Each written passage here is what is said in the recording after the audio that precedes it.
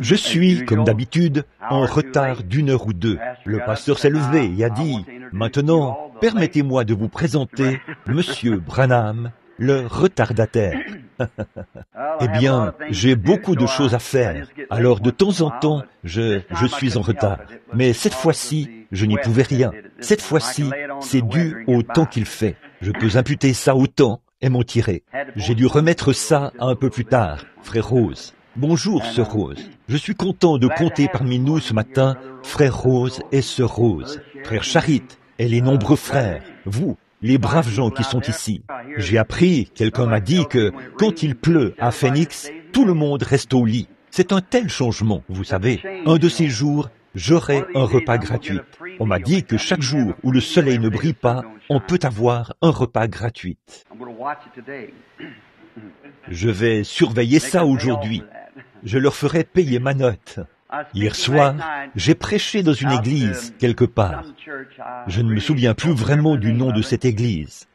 Donc, hier soir, nous y avons passé des moments merveilleux lors du service. Et là-bas, chez frère Outlaw et à Tempe, nous passons des moments merveilleux dans cette communion fraternelle. Et je m'attends à rencontrer tous ces frères dans le ministère, à la convention. Ainsi, nous aurons en quelque sorte le temps de nous détendre, frère Rose, et de parler ensemble. C'est pour cette raison que je suis ici. C'est pour avoir de la communion.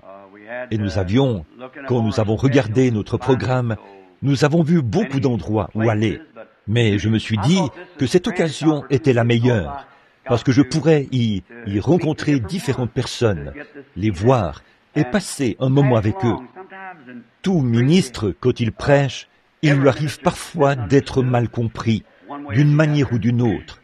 Souvent, les gens prennent ce que vous dites et si cela penche un peu vers leur opinion, alors ils le répètent comme ça. Et ensuite, le prochain l'entend, ça penche un peu plus. Bientôt, c'est tout de travers. Alors, nous, des fois, quand je prêche, je parle sans ménagement des dénominations, des organisations et tout. Parfois, les gens disent, « Frère Branham est contre les organisations. » C'est faux. Je ne suis contre aucune organisation.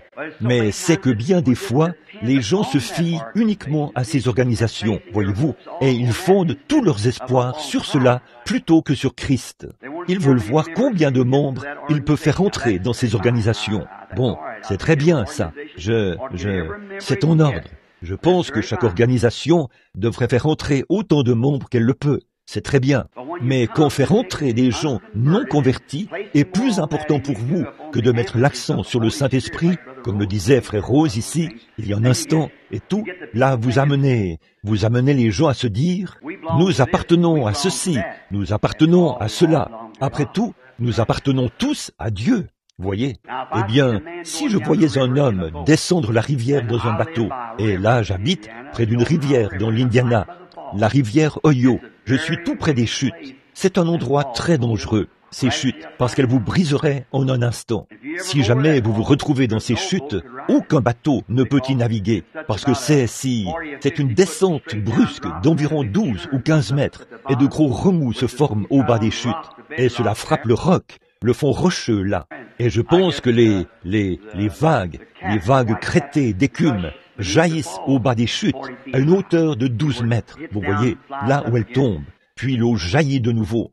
Puis l'eau continue sa course en bondissant comme ça. Elle descend dans une cuvette d'environ 18 ou 20 mètres de profondeur. Et là, il y a un tourbillon qui la fait tournoyer comme ceci. Puis, elle en ressort et descend dans un canal. Il n'y a vraiment aucun moyen de survivre à cela, vous voyez. Il y a quelque temps, un homme s'y est aventuré avec un gilet de sauvetage. Ce n'est qu'au moment où il tombait qu'on a vu la chose comme ça. Même avec ce gilet de sauvetage, ce terrible courant l'a entraîné directement sous l'eau. Et on ne l'a jamais retrouvé. On n'a jamais su ce qui était advenu de lui. Il est pris sur les rochers ou aux arêtes qui s'y trouvent, peut-être à 2 ou 3 kilomètres à la ronde, comme ça. Il n'y a aucun moyen de survivre. Et si je voyais quelqu'un descendre la rivière dans une petite barque, assis là, à lire, et qui continuait à descendre, et que je me mettais à lui crier après, quittez cette barque. Elle ne pourra pas franchir ces rapides. Eh bien, ce n'est pas que j'ai quoi que ce soit contre cet homme, même si je dois lui crier après et lui parler très durement. Ce n'est pas que j'ai quoi que ce soit contre cet homme. J'aime cet homme, mais je sais qu'il va s'écraser. C'est pour ça que je hurle après lui, parce qu'il n'est pas... C'est parce que je l'aime vraiment. C'est pour cela que je hurle. Si je m'en fichais, je dirais, eh bien, bon débarras. Je continuerai ma route, voyez, si je me fichais de lui. Mais la raison pour laquelle je dis ces choses, c'est que j'ai du zèle pour l'Église. J'ai du zèle pour l'Église de Dieu, et je déteste vraiment voir qu'elle est en train d'orienter ses pensées vers l'organisation. Je connais cette tendance. Je sais que c'est comme ça que toutes les églises ont fait naufrage. Exactement comme ça, quand elles ont suivi cette tendance organisationnelle. Pensez un peu au réveil du temps des luthériens. Regardez à quoi cela aboutit. Et dès que cela en arrive là, ils ne se relèvent plus jamais. Les luthériens ne se sont jamais relevés. Regardez les méthodistes de Wesley. Ils ne se sont jamais relevés. Regardez les pèlerins de la sainteté, les nazaréens, tous les autres, les baptistes, les presbytériens. Un réveil se produit parmi eux. Un homme revêtu de la puissance de Dieu se lève et commence un mouvement par l'esprit. Puis, dès que cet homme quitte la scène, on en fait une organisation.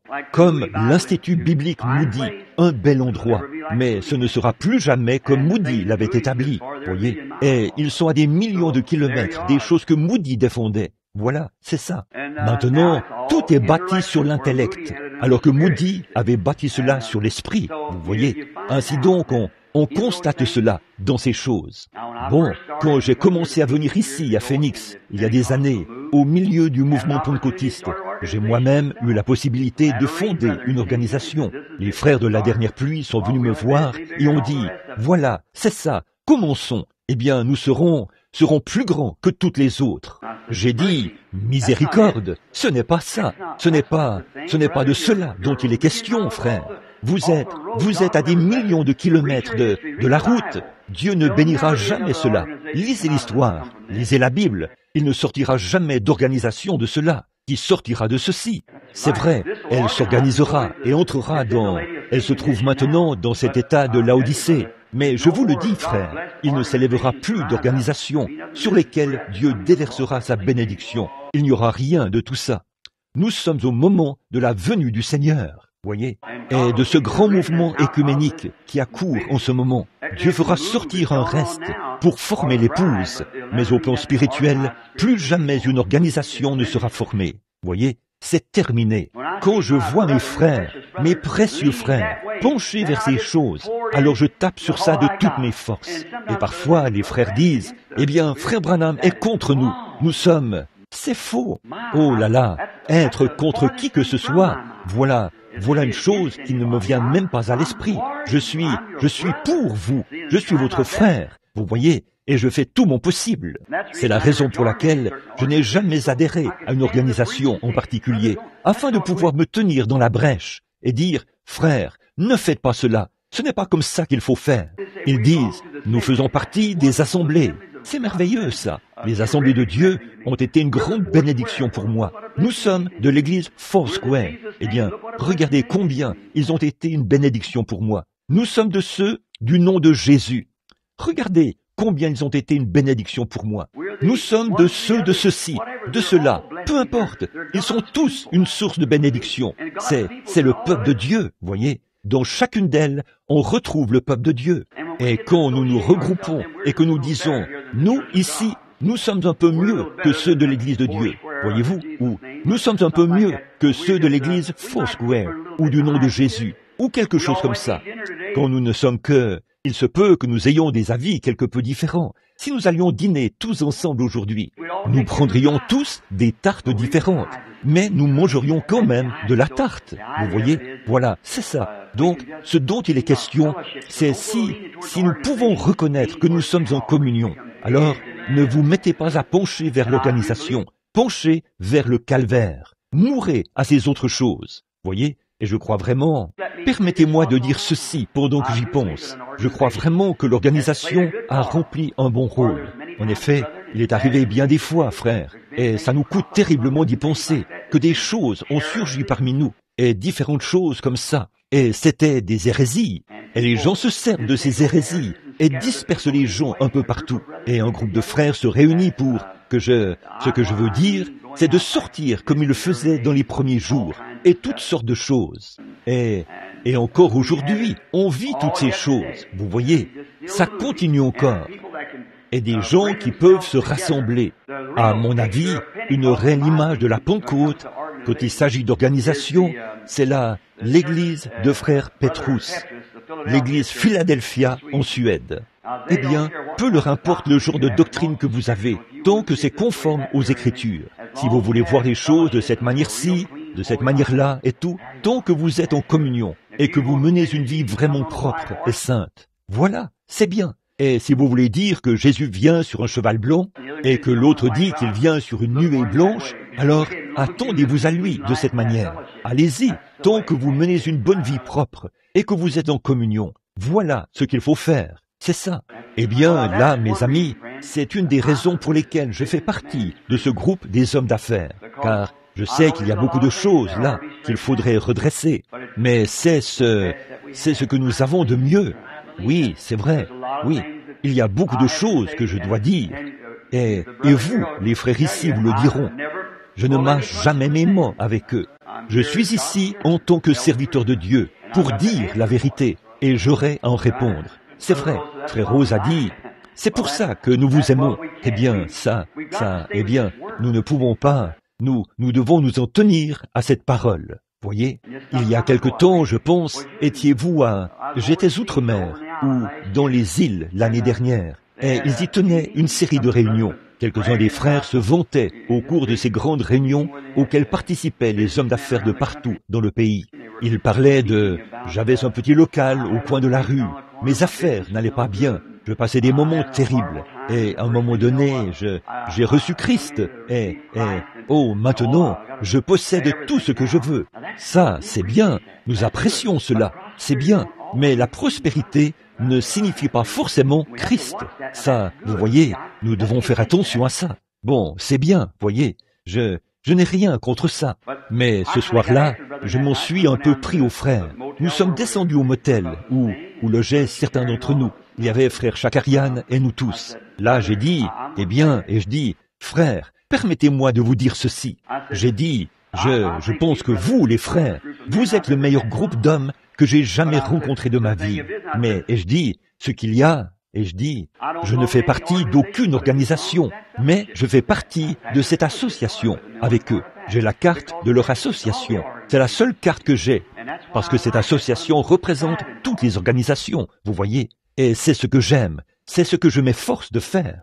Mais, je dis, ce qui me préoccupe, c'est que vous, les frères, vous vous présentez devant ces hommes qui sont 1000 fois plus prospères que vous, et vous essayez de leur dire que Christ, c'est la prospérité. N'essayez jamais de leur vendre cela, voyez. N'essayez jamais de vous comparer au monde, que le monde vienne sur notre terrain. N'allez pas sur leur terrain, voyez. Si vous allez sur leur terrain, nous ne brillerons jamais parmi eux. Après tout, l'Évangile ne brille pas, il rayonne. Hollywood brille, l'Évangile rayonne. Il y a une grande différence entre rayonner et briller. Ainsi donc, j'ai dit, les premiers frères pentecôtistes qui avaient quelque chose, ils cherchaient à s'en débarrasser pour nourrir les pauvres, et ainsi de suite, comme ça. Ils allaient ça et là, dépourvus de tout, voyez, pour prêcher l'Évangile, pour collaborer. J'ai dit, aujourd'hui, nous cherchons à nous vanter de ce que nous avons. J'ai dit, comme c'est différent. Et au bout de quelques instants, un précieux petit frère s'est levé. Il a dit, frère Branham, c'est l'une des plus grandes erreurs que ces gens aient commises. Et j'ai dit, frère, écoutez, je n'essayais pas de suggérer aux gens de vendre ce qu'ils ont, mais j'essaie simplement de faire remarquer quelque chose à ces hommes d'affaires. Il a dit, ça a été la plus grande erreur de ces gens. J'ai dit, ils l'ont fait par le Saint-Esprit. C'est le Saint-Esprit qui leur a dit de faire cela. Si le Saint-Esprit dit à quelqu'un de faire quelque chose, qu'il fasse ce qu'il lui a dit de faire. Et il a dit, c'est la pire erreur que l'Église ait commise. J'ai dit, pourquoi frère? C'était en plein là, devant ces hommes à qui j'avais parlé. Il a dit, parce que dès qu'une petite dispute éclatait là-bas, dans l'Église, il y a eu des différends entre les Grecs et les Hébreux et tout. a-t-il dit, ces gens n'avaient pas d'endroit où aller. Ils n'avaient même pas de maison à laquelle retourner. J'ai dit, c'était exactement la volonté de Dieu. Il a dit, comment cela pouvait-il être la volonté de Dieu? J'ai dit, ils sont allés partout, répandant l'évangile, car ils n'avaient aucun endroit où aller. Le Saint-Esprit ne fait pas d'erreur. Il ne commet pas du tout. C'est tout. Comme je le disais hier soir, tout ce que vous avez à faire, c'est simplement de vous attacher à Dieu, de saisir sa parole et de vous y accrocher fermement. Peu importe où elle vous conduit, continuez simplement à la suivre. Continuez comme ça. Mais je suis certainement un sympathisant de cette association des hommes d'affaires. Et chaque fois que je suis invité à une convention, j'y vais toujours pour prêcher et dire tout ce que je peux. Non pas pour essayer d'inventer quelque chose que je pourrais dire pour faire plaisir à quelqu'un, un tel. Mais chaque fois que je vais à des réunions, j'essaie d'étudier, de prier, de jeûner. Et je dis, Seigneur Jésus, qu'est-ce que je pourrais dire qui aiderait ces gens? Tout le monde sait que je ne suis pas un prédicateur. Je ne suis pas un orateur. Je suis... Tout le monde le sait. Je ne suis pas un prédicateur. Mon message, c'est de prier pour les malades et ce genre de choses. Mais je ne suis pas un prédicateur. Si quelqu'un m'entend prêcher, il saura cela. Mais ce que je dis, je veux que cela frappe, de sorte que quelque chose se produira. Il ne s'agit pas de dire, n'est-ce pas là un orateur très énergique? N'est-ce pas qu'il emploie une bonne grammaire? N'est-il pas fantastique derrière la chair? Je ne veux pas de ça. Je n'y arriverai pas. Dieu ne m'a jamais appelé pour cela. Mais j'essaie de trouver quelque chose qui puisse aider cette personne et cette Église à devenir une meilleure Église, qui puisse les aider à devenir de meilleures personnes. C'est dans ce sens que je prie. Bon, je parlais un peu comme ça parce que je voyais qu'il y en avait qui continuaient d'arriver et il pleut. C'est pour ça que je disais ces choses. Bon, il est écart. Et maintenant, je veux remercier mon frère. Je connais frère Fuller depuis longtemps. Je l'ai toujours aimé de tout mon cœur. Et nous avons beaucoup de choses en commun, frère Fuller. Ainsi donc, ça fait maintenant bien des années que je côtoie frère Fuller.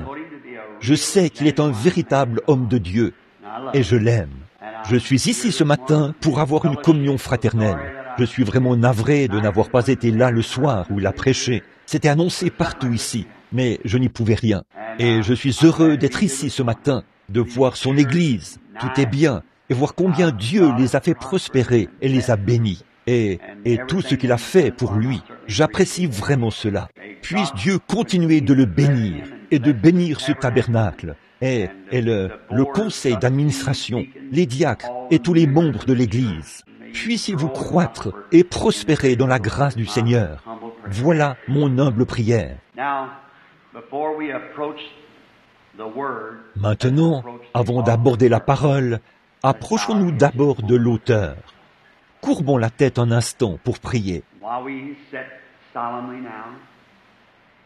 Maintenant, alors que nous sommes solennellement assis dans la présence de Dieu, la tête et le cœur inclinés, y a-t-il une requête dans votre cœur, quelque chose dont vous avez besoin, et que vous voudriez que le Seigneur vous donne, afin que je me souvienne de vous dans ma prière ce matin, ici à l'église?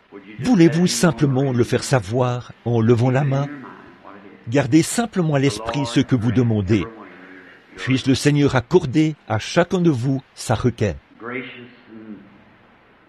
Ô Dieu, notre Père bienveillant et saint, toi qui as créé toutes choses par Jésus-Christ pour sa gloire,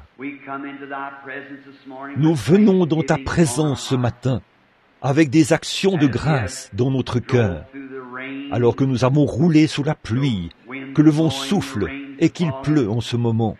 Nous te prions, Père Céleste, de déverser sur nous la pluie du ciel, la pluie spirituelle, la pluie de l'arrière-saison et la pluie de la première saison ensemble, qu'elle soit déversée dans nos cœurs aujourd'hui.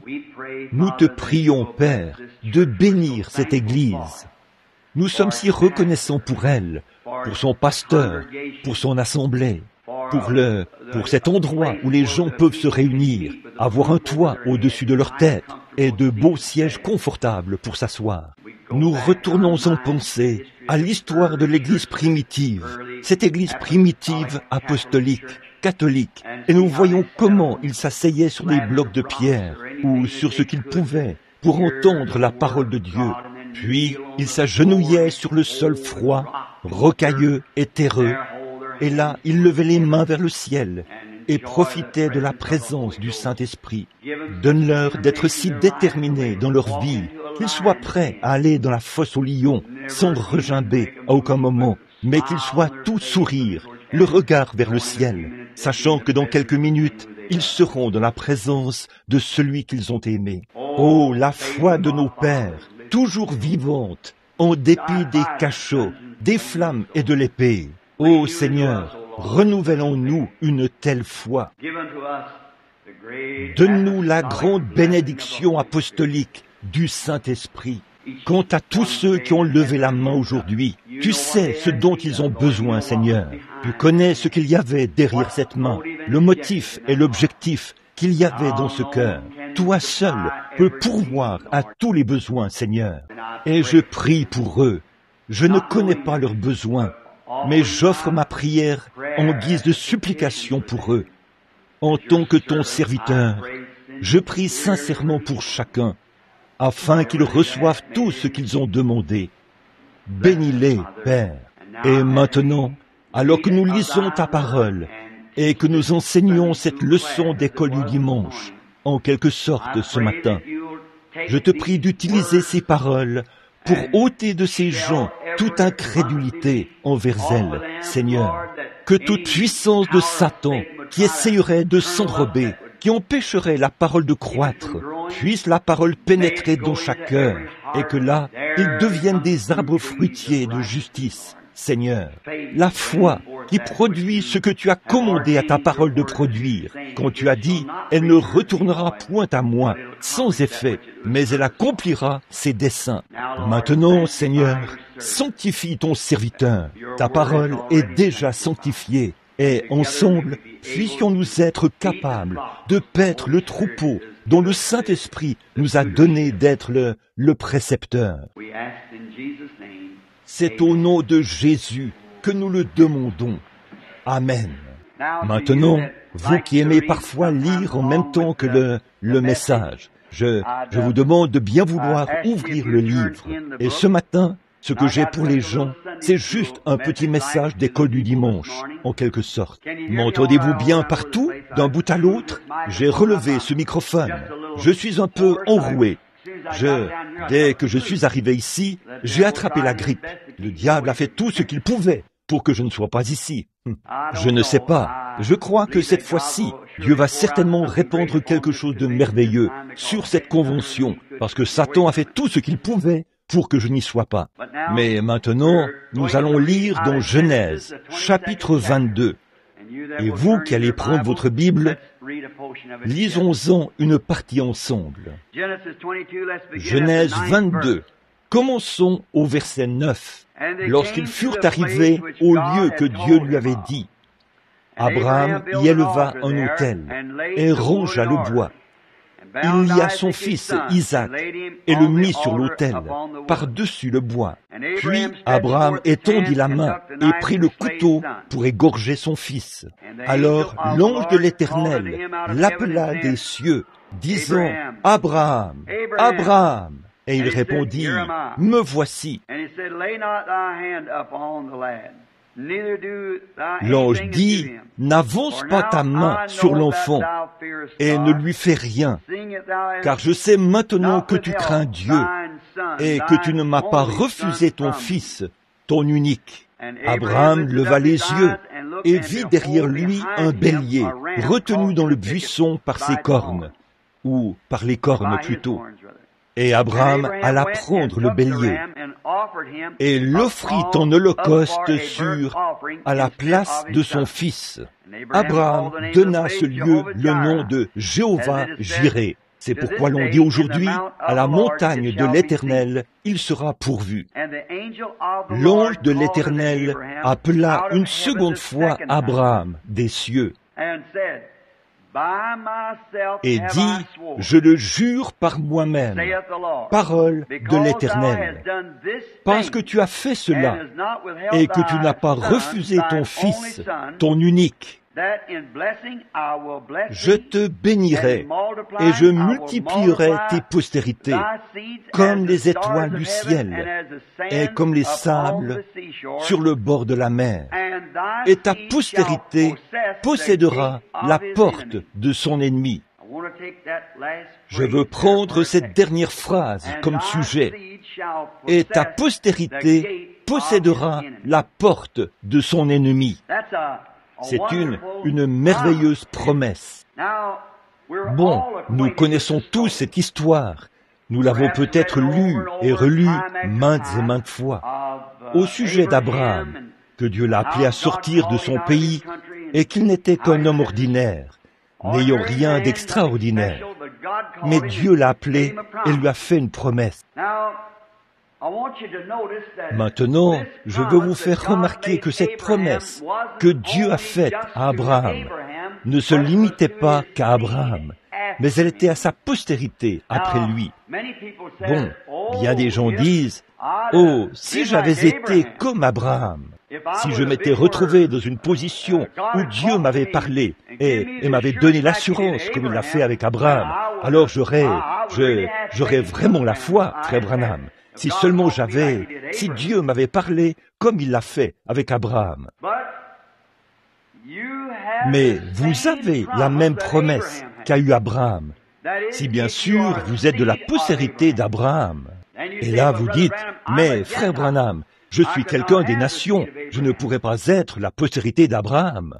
La postérité d'Abraham n'était pas sa postérité naturelle, c'était sa postérité spirituelle, car la circoncision de cette postérité n'était rien. La promesse, il la lui a même faite avant la circoncision. En fait, cela lui avait été donné avant la circoncision. Et ce n'était pas parce qu'il était circoncis et qu'il en était ainsi dans l'alliance avec Dieu, mais c'est parce qu'Abraham avait cru Dieu. Et l'Écriture dit que lorsque nous sommes morts en Christ, nous devenons la postérité d'Abraham. Paul en parle. Le Juif, ce n'est pas celui qui en allait dehors, mais le Juif, c'est celui qui l'est intérieurement. Par conséquent, si vous êtes né de l'Esprit de Dieu, vous êtes la postérité d'Abraham et vous êtes héritier avec Abraham selon la promesse. Voyez, par conséquent, chaque promesse que Dieu a donnée à Abraham vous appartient parce que spirituellement, vous êtes la postérité d'Abraham. Et vous êtes plus juif que si vous étiez né de sang juif. Et là, être un juif orthodoxe dans cette église-là et rejeter ce précieux Saint-Esprit et le Seigneur Jésus-Christ. Voyez, vous êtes plus juif puisque vous êtes un juif né d'une promesse du ciel que Dieu a donnée à Abraham. Et Abraham l'a accepté par la foi. C'est ce qui a fait de lui ce qu'il était. Après tout, être juif, c'est être séparé, passer de l'autre côté, un hébreu, et ainsi de suite. Bon, mais une fois que vous vous êtes séparé des choses du monde, que vous êtes passé de l'autre côté de cette ligne de séparation, et que vous séjournez dans un pays étranger, un pays où vous n'étiez pas au départ, parmi un peuple avec qui vous n'aviez pas de relation au départ, c'est là que vous devenez un juif spirituel. En effet, tout comme Abraham, par la foi, avait quitté son pays, quitté son peuple, pour aller vivre dans un pays étranger, parmi un peuple étranger. Vous avez quitté votre peuple, laissez le monde derrière vous, laissez les gens que vous côtoyez derrière vous, et traversez par le sang de Jésus-Christ. Et vous êtes des résidents temporaires, comme l'était Abraham, à la recherche d'une cité dont Dieu est l'architecte et le constructeur, des pèlerins qui, comme lui, habitent dans des tentes, des églises, des concitoyens du royaume des cieux, héritiers de toutes choses par Jésus-Christ. Voyez, nous sommes passés de l'autre côté, nous nous sommes séparés. Or, Abraham, la promesse a été faite à Abraham et à sa postérité après lui. Eh bien, Dieu a fait cette promesse à Abraham, selon laquelle sa postérité posséderait la porte de son ennemi, après qu'il aurait éprouvé Abraham, mis Abraham à l'épreuve. Maintenant, après que le test est venu, c'est là que Abraham avait déjà été converti, comme on dit, du paganisme à Dieu. Puis Dieu lui avait donné, comme signe du Saint-Esprit, la circoncision. Et après la circoncision est venu le temps du test. Là, c'est un très beau type de l'Église, en ce que, après avoir été sauvés, nous recevons le sceau de la circoncision, qui nous a été promis. Circoncision qui n'est pas de la chair, mais de l'esprit. Et le Saint-Esprit est notre circoncision. C'est le couteau tranchant de Dieu. Il sépare et coupe de nous la chair superflue, le monde. La parole de Dieu, plus tranchante qu'une épée à deux tranchants. Alors, voyez-vous, on en revient encore à cela. La parole de Dieu, c'est la chose que le Saint-Esprit utilise, pas les credos, pas les dénominations. Mais la parole, c'est ce qui nous sépare des choses du monde. En coupant, elle enlève nos idées et tout, et nous consacre entièrement à Dieu. Jésus a dit, « Si vous demeurez en moi, et que ma parole demeure en vous. » Voilà, c'est ça. Alors, ce n'est pas votre parole, c'est sa parole. Alors, vous voyez, si vous demeurez en moi, et que ma parole demeure en vous, vous pouvez demander ce que vous voudrez. Ah oui, voyez, ce qu'il y a, c'est que ce n'est pas votre propre parole que vous prononcez. Vous prononcez sa parole. Ainsi donc, le Saint-Esprit est celui qui prend la parole de Dieu et qui nous sépare des choses du monde. Voyez, la circoncision, être coupé. Ensuite, vous passez par un temps de test. Alors, Abraham, après avoir été appelé à sortir du pays des Chaldéens, de la ville dure, il est devenu pèlerin, résident temporaire. Et là, Dieu l'a appelé, après qu'il eut prouvé qu'il allait continuer à avancer et prendre Dieu au mot. Alors, ce que Dieu a fait ensuite, il lui a donné un signe qui indiquait qu'il l'avait accepté. Il l'a circoncis. Et lui a circoncis Ismaël et toute sa famille. Alors, voyez-vous, quand vous êtes appelé à sortir, vous passez d'abord par une épreuve pour voir si vous allez vraiment continuer à avancer. Ensuite, Dieu vous donne le Saint-Esprit, qui est le signe qui indique qu'il a accepté votre foi, la foi que vous prétendez avoir en lui. Vous me suivez maintenant? Il va l'accepter. Maintenant, je parlais à... Il y a peut-être de précieux frères baptistes assis ici. Et tout le monde sait que je viens de l'église baptiste. Je parlais à mon frère baptiste. Et il m'a dit, « Frère Branham, c'est un docteur en théologie, un homme bien, un vrai chrétien. » Il a dit, « Mais, frère Branham, où trouvez-vous que le baptême du Saint-Esprit est différent de la foi en Jésus-Christ? » J'ai dit, « C'est différent, mon précieux frère. » Il a dit, « Ne pensez-vous pas que lorsqu'on reçoit Christ, on reçoit le Saint-Esprit ?»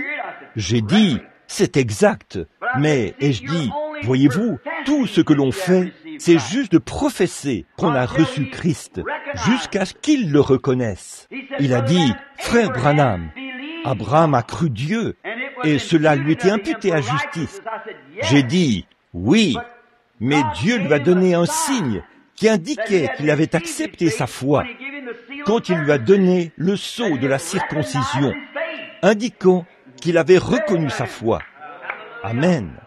Donc, quand nous recevons Christ comme notre Sauveur, et si nous sommes sincères à ce sujet, alors Dieu nous donne un signe pour indiquer qu'il a accepté notre foi en Christ en nous donnant le sceau de la circoncision, qui est le Saint-Esprit. Voilà le sceau de la circoncision.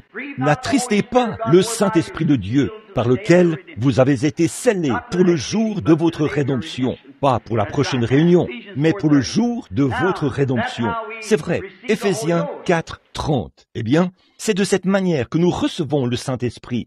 Or, si vous dites, « Oh, je suis un croyant » et que Dieu ne vous a pas encore donné le Saint-Esprit, c'est qu'il n'a jamais reconnu cela. Vous ne faites que confesser que vous croyez. Mais quand tous les doutes, je ne dis pas que vous n'êtes pas un croyant, là. Dans une certaine mesure, vous êtes un croyant. Mais quand Dieu a trouvé grâce, ou plutôt quand vous avez trouvé grâce devant lui, et qu'il reconnaît que vous êtes son enfant, et qu'il connaît votre cœur, et qu'il voit votre sincérité, il sait que toutes choses sont retranchées de vous. Alors, il vous scelle dans le royaume de Dieu par le Saint-Esprit, prouvant ainsi au monde qu'il a accepté la foi que vous professez avoir en lui. Vous saisissez maintenant? Maintenant, tout de suite après cela vient la tentation. Chaque fils qui vient à Dieu doit d'abord être châtié, éprouvé. Jésus, aussitôt qu'il a reçu la plénitude de l'Esprit à la rivière, quand Jean l'a baptisé, le diable l'a immédiatement emmené dans le désert pour le faire passer par une période de tentation. Mais quand il a pris la parole de Dieu et qu'il a vaincu le diable, il est écrit, il en est ressorti prêt pour son ministère. Et c'est ce que Dieu a fait avec Abraham. Alors, après que Dieu l'a appelé à sortir de son pays et qu'il s'est séparé de son pays, de son peuple, Dieu lui a ensuite donné le sceau de la circoncision, puis il lui a donné un fils. Par la suite, il a dû subir ce test final, ce moment où il devait offrir son propre fils Isaac en sacrifice. Et il a dit, puisque tu n'as pas épargné ton fils unique, je sais que tu m'aimes. Il l'a soumis à ce test. Alors, immédiatement après cela, la bataille était alors gagnée. Il a dit, ta postérité possédera la porte de son ennemi. Amen. J'aime ça. Elle possédera la porte de son ennemi. Nous arriverons à ce dernier point dans quelques instants, si le Seigneur le veut. Il a donc vu qu'Abraham était fidèle. Après avoir vu qu'Abraham était fidèle, il lui a donc fait la promesse qu'il posséderait la porte de l'ennemi. Eh bien, c'est là que beaucoup d'entre nous, les pentecôtistes, nous nous sommes trompés bien des fois en pensant, eh bien, le Saint-Esprit était répandu sur moi. Gloire à Dieu, c'est tout ce qu'il me faut avoir. Non, monsieur, vous ne faites que commencer là. Ce n'est pas là. C'est votre test et votre épreuve. Tout comme nous le voyons dans l'Ancien Testament. Le test, l'épreuve et le placement d'un fils. L'adoption, le placement du fils qui est pourtant déjà un fils, puisqu'il est né au sein de la famille. C'est un fils, puis il allait être testé, éprouvé, élevé par des précepteurs, et on verrait quel serait l'avenir de ce fils. C'est alors qu'il est presque mis sur un pied d'égalité avec son père.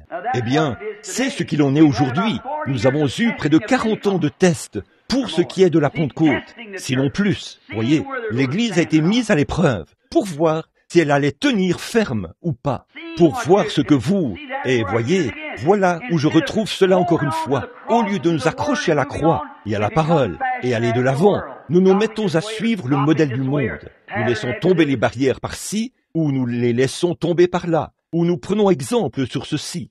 Comme j'ai toujours parlé très durement contre les gens qui sont dans cette tendance moderne d'aujourd'hui, les femmes qui se coupent les cheveux, et les hommes qui se conduisent mal, et toutes ces choses, et qui portent des vêtements indécents, et tout ça.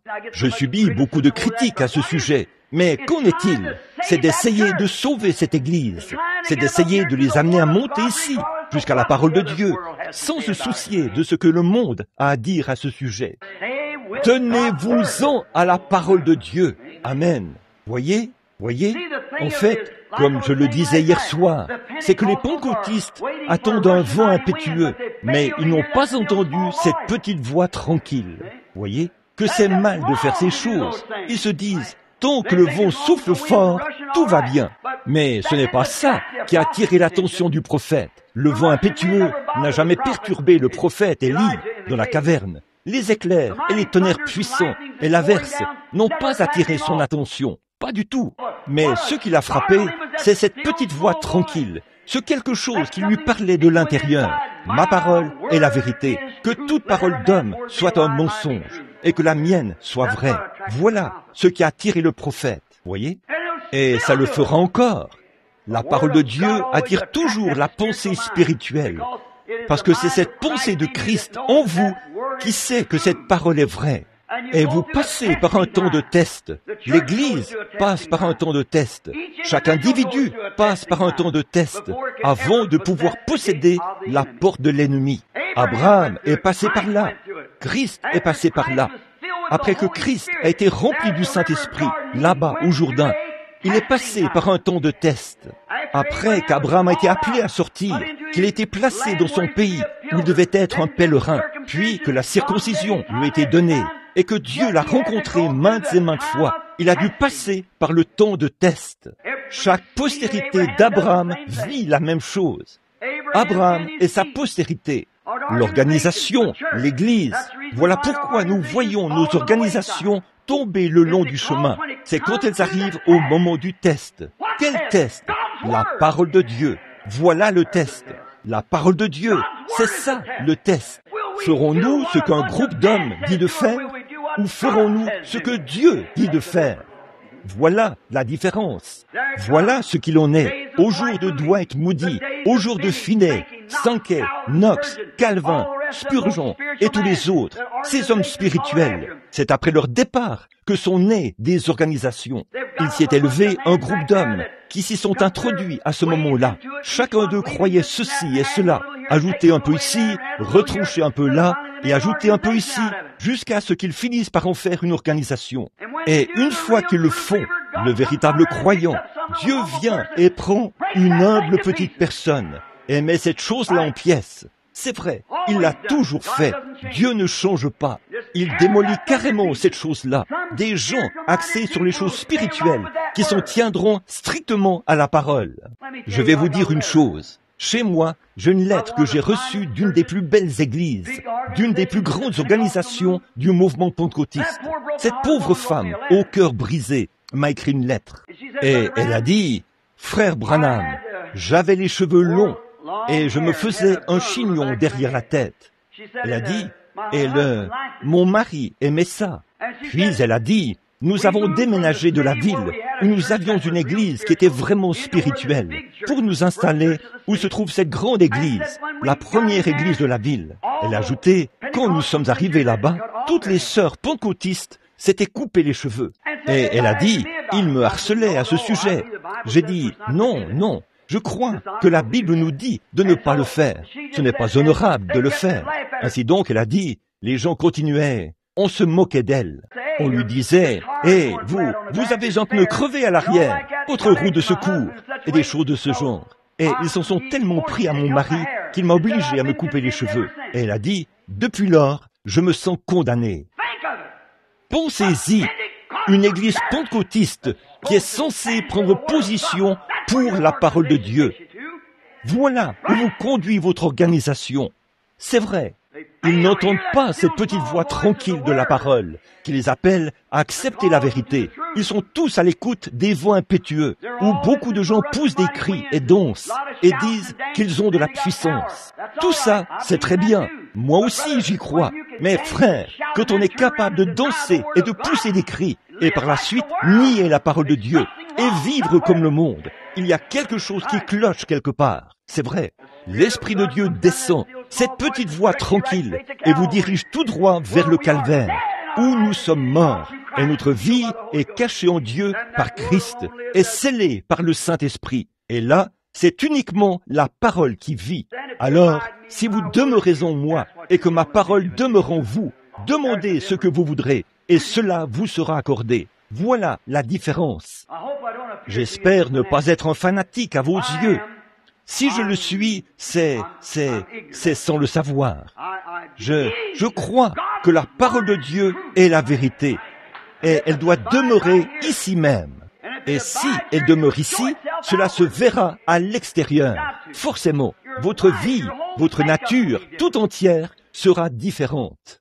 Alors, quand Dieu a soumis Abraham au test, il a réussi à 100%. Et est-ce que Dieu ne peut pas soumettre une organisation à un test parce qu'ils sont tout embrouillés? Ce n'est pas de cette manière que Dieu traite avec les organisations. Il ne traite pas avec la race des nations en tant que nation.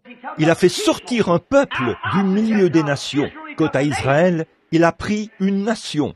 Mais du milieu des nations, il a fait sortir un peuple du milieu des nations à cause de son nom. Donc, voyez-vous, ce n'est pas une organisation. Ce sont des individus qu'il fait sortir du milieu des nations. Et quand vient le test, vous voyez ce qui arrive? Nous sommes bel et bien sortis pour avoir la justification. Nous avons bel et bien reçu le baptême du Saint-Esprit au temps du mouvement pentecôtiste. Mais quand vient le temps du test, On va chercher des érudits aux manières raffinées. On veut être comme le monde, exactement comme à l'époque du mouvement de Wesley et de tous les autres. Ils vont à l'école, ils apprennent la science, ils apprennent toutes ces autres choses qui vont de pair avec l'instruction. Et ils essaient d'apprendre la psychologie. Faites juste ce qu'il y a de mieux. Eh bien, ne dites pas ceci, laissez-les faire ceci et cela, parce que ça, vous voyez, vous accumulez et vous bâtissez. Votre objectif est faux. Votre motif est faux. Vous bâtissez en faveur d'une organisation au lieu de bâtir en faveur du calvaire. Comment pouvez-vous bâtir en faveur du calvaire si ce n'est pas en suivant la voie de la parole? Car nous sommes lavés par l'eau de la parole. Si vous demeurez en moi et que mes paroles demeurent en vous, demandez ce que vous voudrez. C'est là que nous voyons l'échec du mouvement pentecôtiste, parce qu'il s'éloigne de la parole. La parole dira une chose, ils essaieront d'introduire l'organisation quelque part là-dedans. Puis, ils s'éloigneront de cette parole et prendront position pour l'organisation. Et vous voyez où cela en est? C'est presque comme toutes les autres églises. Et là, nous dansons et poussons des cris. Nous parlons en langue et nous sautillons. Tout ça, c'est très bien. Leur organisation, c'est très bien. J'espère que je me suis bien fait comprendre. Mais ce qu'il y a, c'est que cette petite voix tranquille de la parole exprime des choses. Voilà, c'est ça. Vous êtes mis à l'épreuve. Dieu vous éprouve comme il l'a fait avec Abraham. Il met à l'épreuve la postérité d'Abraham après lui. Et maintenant, la raison pour laquelle nous ne possédons pas la porte de l'ennemi, la raison pour laquelle il y a tant de choses parmi nous, c'est que nous ne sommes pas capables de supporter l'épreuve. Et laissez-moi vous dire quelque chose. L'épreuve de la parole est juste. La raison pour laquelle nous n'avons pas, et nous n'aurons jamais, dans l'organisation. Je pense que chez les pentecôtistes, il y a des organisations très bien. Certains des hommes les meilleurs qui se trouvent, qui vivent sur la face de la terre, font partie de ces organisations. Les assemblées de Dieu, j'ai des amis qui en font partie. Oh là là, un frère là-bas dans l'Indiana, je vais avoir une réunion, je crois, bien, très bientôt. Frère Roy Weed, c'est le responsable régional de l'État de l'Indiana. Je crois que c'est un homme pieux. Pourtant, c'est un responsable régional des assemblées de Dieu. L'église Foursquare, oh là là, ils sont nombreux. Ralph McPherson et beaucoup de ses frères, qui sont des hommes pieux, rien à redire de leur vie. Ce sont de braves hommes. Du côté des unitaires, c'est le nom qu'ils se donnent, les unitaires, ou, bon, je ne pense pas, ils l'appellent l'église du nom de Jésus. Jacques Moore, pour n'en citer qu'un sur, il y en a des centaines, des hommes très bien, de braves hommes, des hommes pieux. Mais ce qu'il y a, frère, c'est ceci. Quand vous vous accrochez à l'organisation, voyez, Dieu prend ces organisations et elles sont toutes déchues. Regardez-les, la mondanité s'y infiltre. Regardez leurs femmes, regardez leurs hommes, regardez leur état. Je pourrais vous montrer que dans les assemblées de Dieu, ils ont des diacres dans leur conseil qui sont mariés 2 ou 3 fois et des prédicateurs qui se conduisent mal. Des femmes aux cheveux coupés qui portent des shorts, du maquillage et qui prétendent quand même avoir le Saint-Esprit en se reposant sur le fait que la preuve est le parler en langue, ou sautiller, ou pousser des cris. Ils échouent quant à cette petite voix tranquille de la parole. C'est cette parole qui vous permet de garder votre équilibre par rapport à la croix. C'est ce qu'il faut. C'est pour cela que nous n'avons pas de vrais prophètes, comme Agabus dans l'Église aujourd'hui. C'est pour cela que dans l'Église d'aujourd'hui, c'est à peine si on a du respect pour le parler en langue quand quelqu'un parle. Parce que les gens ont tellement entendu de trucs bidons et vu les gens se comporter n'importe comment qu'ils ne savent plus ce qui est vrai et ce qui est faux dans tout ça. Des interprétations qui ne sont que des illusions. Quelqu'un qui dit quelque chose simplement parce qu'il se sent conduit à le faire. Ce n'est pas une interprétation, ça. L'interprétation, ce n'est pas quelqu'un qui se lève et parle en langue, et un autre se lève quelques minutes plus tard pour interpréter ce qu'il a dit. Quand l'un parle, l'autre doit interpréter tout de suite, mot à mot, avec la même expression, la même chose en tout point. Il se peut que cet homme-ci soit en train de prophétiser, mais ce n'est pas une interprétation. Certains d'entre eux, cette sorte de voix-ci donne quelque chose. Celle-là, derrière, donne quelque chose d'autre. L'un prononce 10 mots et l'autre en prononce 50 à sa suite en guise d'interprétation.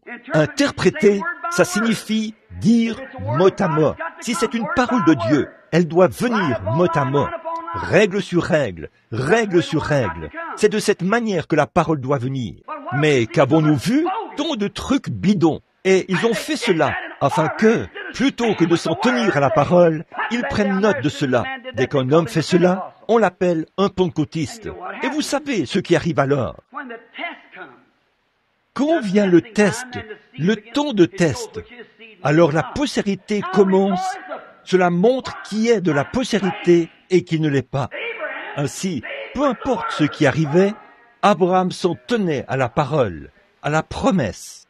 Mais aujourd'hui, l'organisation ne peut pas le faire. Et certains d'entre vous, mes précieux frères, qui faites partie de ces organisations, vous êtes en désaccord avec eux une seule fois. Vous connaissez votre sort. Combien d'entre vous? Je ne parle pas de ceux qui sont dans ce bâtiment en ce moment, mais combien sont venus me voir dans mon bureau? Combien ont été avec moi et dit, « Frère Branham, nous savons que c'est la vérité, mais si on nous met à la porte, qu'est-ce que nous allons faire? Frère, qu'est-ce que nous allons faire? Nous accrocher au calvaire, nous accrocher à la promesse, nous accrocher à la croix, quoi qu'il arrive. » Et dans ces groupes, ils sont certains des meilleurs hommes qui soient. Voyez, mais ce que j'essaie de faire, c'est de dire que ça, c'est voué à l'échec. Cela a toujours échoué et ça échouera toujours. Mais ce qu'il y a, c'est que peu importe si vous échouez ou non avec Dieu, donnez la première place à la parole de Dieu et à sa promesse. C'est par elle que vous serez éprouvés. Vous allez signer des documents par lesquels vous vous engagez à faire ceci ou à faire cela. Même quand ces choses sont contre la parole, vous les signerez quand même. C'est vrai, dans votre cœur, vous savez que c'est faux. C'est cette petite voix tranquille qui parle, cette parole. Ce n'est pas étonnant que nous ne puissions pas avancer, parce qu'il s'est passé quelque chose. Vous vous êtes séparés de cette petite voix tranquille. Vous êtes partis trop vite. Dieu vous appelait, mais vous êtes partis trop vite, parce que les tonnerres grondaient, les éclairs brillaient, la montagne tremblait. Cela n'a jamais ébranlé Élie, ce prophète. Ce qu'il voulait entendre, avant tout, c'était cette voix. Il a dit, « Je vais rester juste ici. » Tant de gens aujourd'hui ont commencé des services de guérison, une imitation charnelle, toutes sortes de choses, avec des sensations qui ne se trouvent même pas dans la parole de Dieu. C'est vrai, qu'est-ce que c'est? Nous devrions chanter ce cantique. Ceux qui s'attendent au Seigneur. Fais que je m'humilie et que j'invoque ton nom. Fais que j'attende, Seigneur, jusqu'à ce que j'entende cette petite voix tranquille. Et cette voix sera une voix scripturaire. Ce qu'elle dira sera parfaitement conforme à la parole. Amen. Très bien. Nous avons vu Abraham, après qu'il était mis, appelé à sortir, séparé de ses bien-aimés, de sa famille, de sa maison, de sa parenté, et conduit dans un pays étranger. C'est par la foi qu'il l'a fait. Donc, parce qu'il l'a fait, Dieu lui a donné la circoncision comme preuve qu'il était le Fils de Dieu et qu'il croyait en lui parce qu'il croyait la promesse. Pourtant, il ne pouvait pas, il ne voyait pas cela avec l'œil naturel, mais il a professé tout ce qui était contraire à la parole de Dieu était un mensonge. Peu importe combien de preuves surviennent, c'est quand même un mensonge. Ça me coûte de dire ceci, mais je suis obligé de le faire. Regardez, quand vous prenez des femmes, je vais prendre ceci parce que c'est quelque chose qu'on peut voir, qui est visible, qui prétendent avoir le Saint-Esprit et qu'elles ne sont pas assez respectables pour laisser pousser leurs cheveux. Il y a quelque chose qui cloche quelque part. Une femme qui met un vêtement d'homme et qui porte cela, alors que la Bible dit, c'est une abomination pour Dieu qu'une femme porte un vêtement d'homme.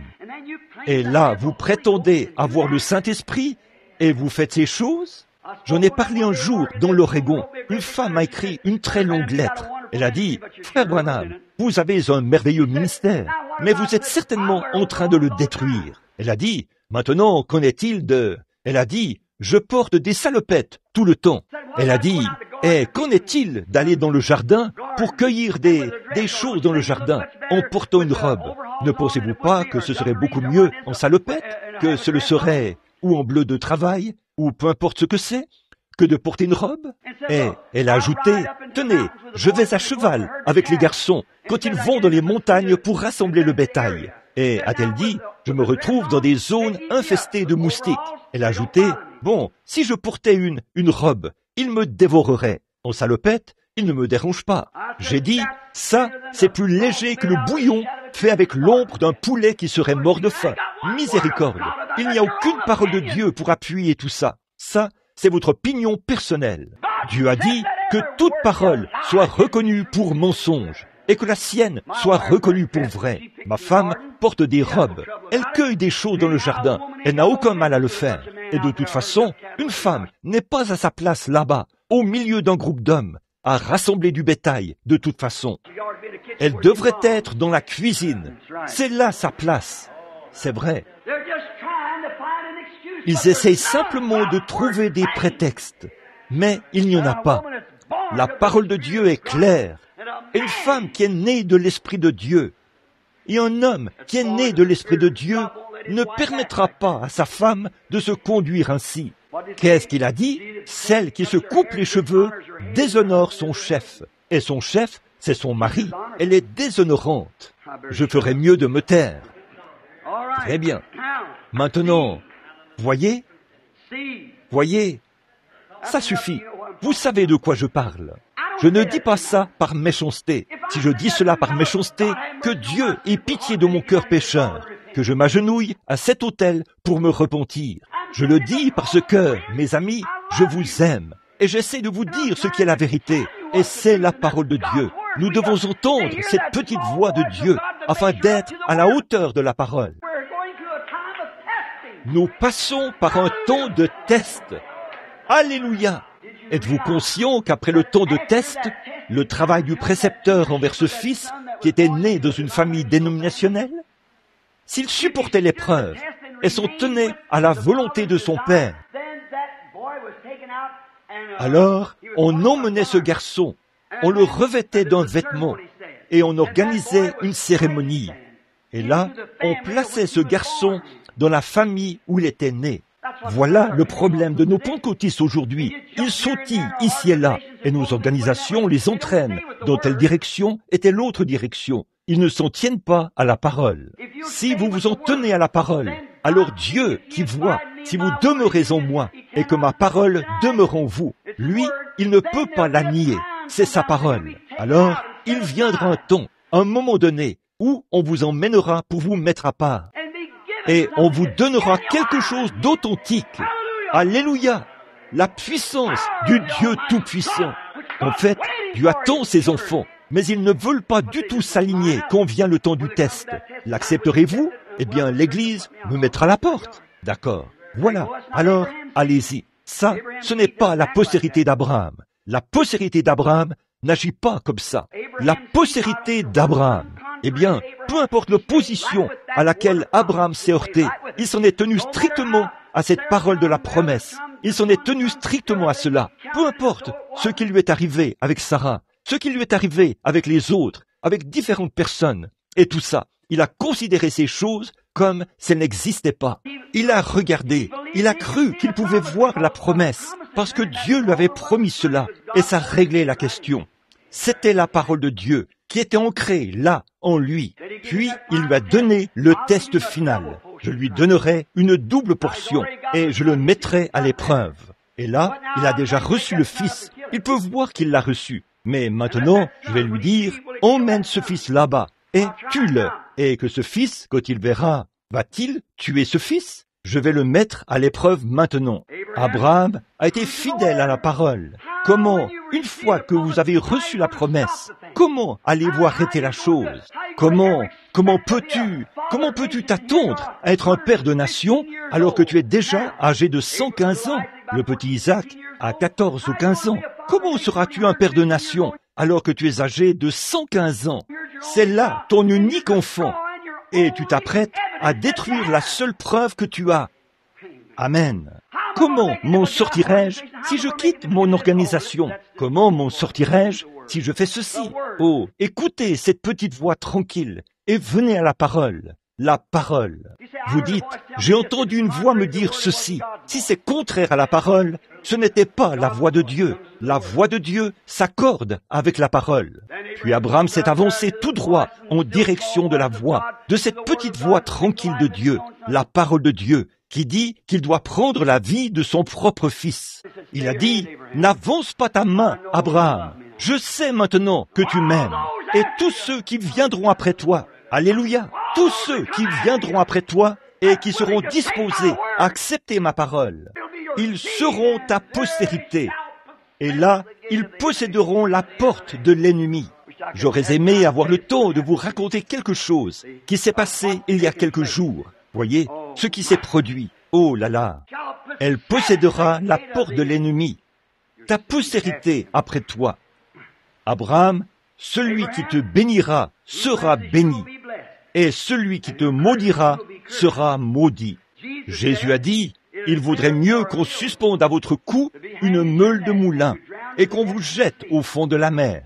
Et ces organisations qui expulsent ces hommes pieux parce qu'ils ont pris position pour la vérité, la parole, l'esprit et la puissance de Dieu, et qu'ils s'en sont tenus à la parole. Voyez-vous ce qui s'est passé? Vous êtes jetés dans la mer de l'oubli. Il vaudrait mieux qu'on suspende à votre cou une meule de moulin et qu'on vous jette au fond de la mer, plutôt que de même scandaliser le moindre de ces oins. Qui sont-ils? La postérité d'Abraham, qui s'en tient à la parole de la promesse. Certaines de nos églises en sont au point où elles nient la guérison divine. Les gens n'en veulent plus dans leur église. C'est vrai, nos organisations pentecôtistes ne veulent plus de la guérison divine. Qu'est-ce que c'est? Ne voyez-vous pas la manière dont le diable a agi? Il est allé ici et là pour dire des trucs bidons de ce genre. Et là, des hommes intellectuels qui pensent qu'ils sont spirituels. Ils regardent ces choses et disent « Regardez celui-là, regardez celui-là. Ce n'est pas cela que je regarde. » Si vous êtes la postérité d'Abraham, vous regarderez à la promesse de Dieu, à ce que Dieu a dit de faire à ce sujet. C'est ça, la postérité d'Abraham. Nous regardons à la promesse. Peu m'importe combien tombe de ce côté-ci et combien tombe de ce côté-là. La promesse reste vraie. Vous devez passer par ces épreuves. Voyez, oui, Abraham a d'abord été mis à l'épreuve, puis il a été scellé, puis il a reçu la promesse, selon laquelle sa postérité posséderait la porte de l'ennemi. J'aime ça. Par la suite, ils ont possédé les portes de leurs ennemis après avoir été mis à l'épreuve. Ce qu'il y a, c'est que nous ne pouvons pas supporter l'épreuve. C'est pour ça que nos organisations ne peuvent pas supporter l'épreuve. Ces choses ne sont pas la volonté de Dieu. Dieu les a bénies, mais ces choses ne sont pas la volonté de Dieu. Car, voyez, vous avez là tout un groupe d'hommes qui ont toutes sortes d'idées. Ils les mettent en commun et ils adoptent celles qu'ils croient être les meilleures.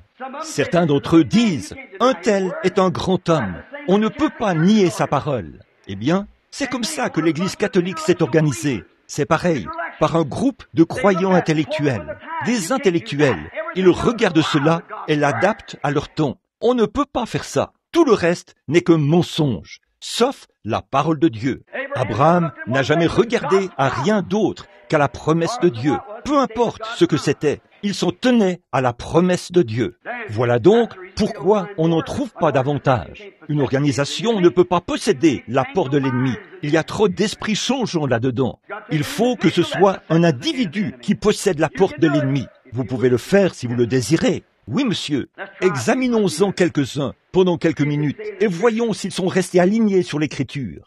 Là, à un moment donné, à Babylone, une statue avait été érigée. Un beau type de l'Église catholique. Et tous ceux qui ne se prosterneraient pas devant cette statue seraient brûlés dans la fournaise ardente. Alors, c'était une épreuve de force, à savoir s'ils allaient s'en tenir à ce que Dieu avait dit. Tu n'auras pas d'autre Dieu devant ma face, et tu ne te feras point d'image taillée de quoi que ce soit. C'est ce que Dieu avait dit. L'épreuve de force est arrivée. Tout le reste d'Israël est tombé dans le panneau, et quand la trompette a sonné, et qu'on a entendu le son du psalterion et le son de la flûte, eh bien, ils se sont tous prosternés devant cette statue.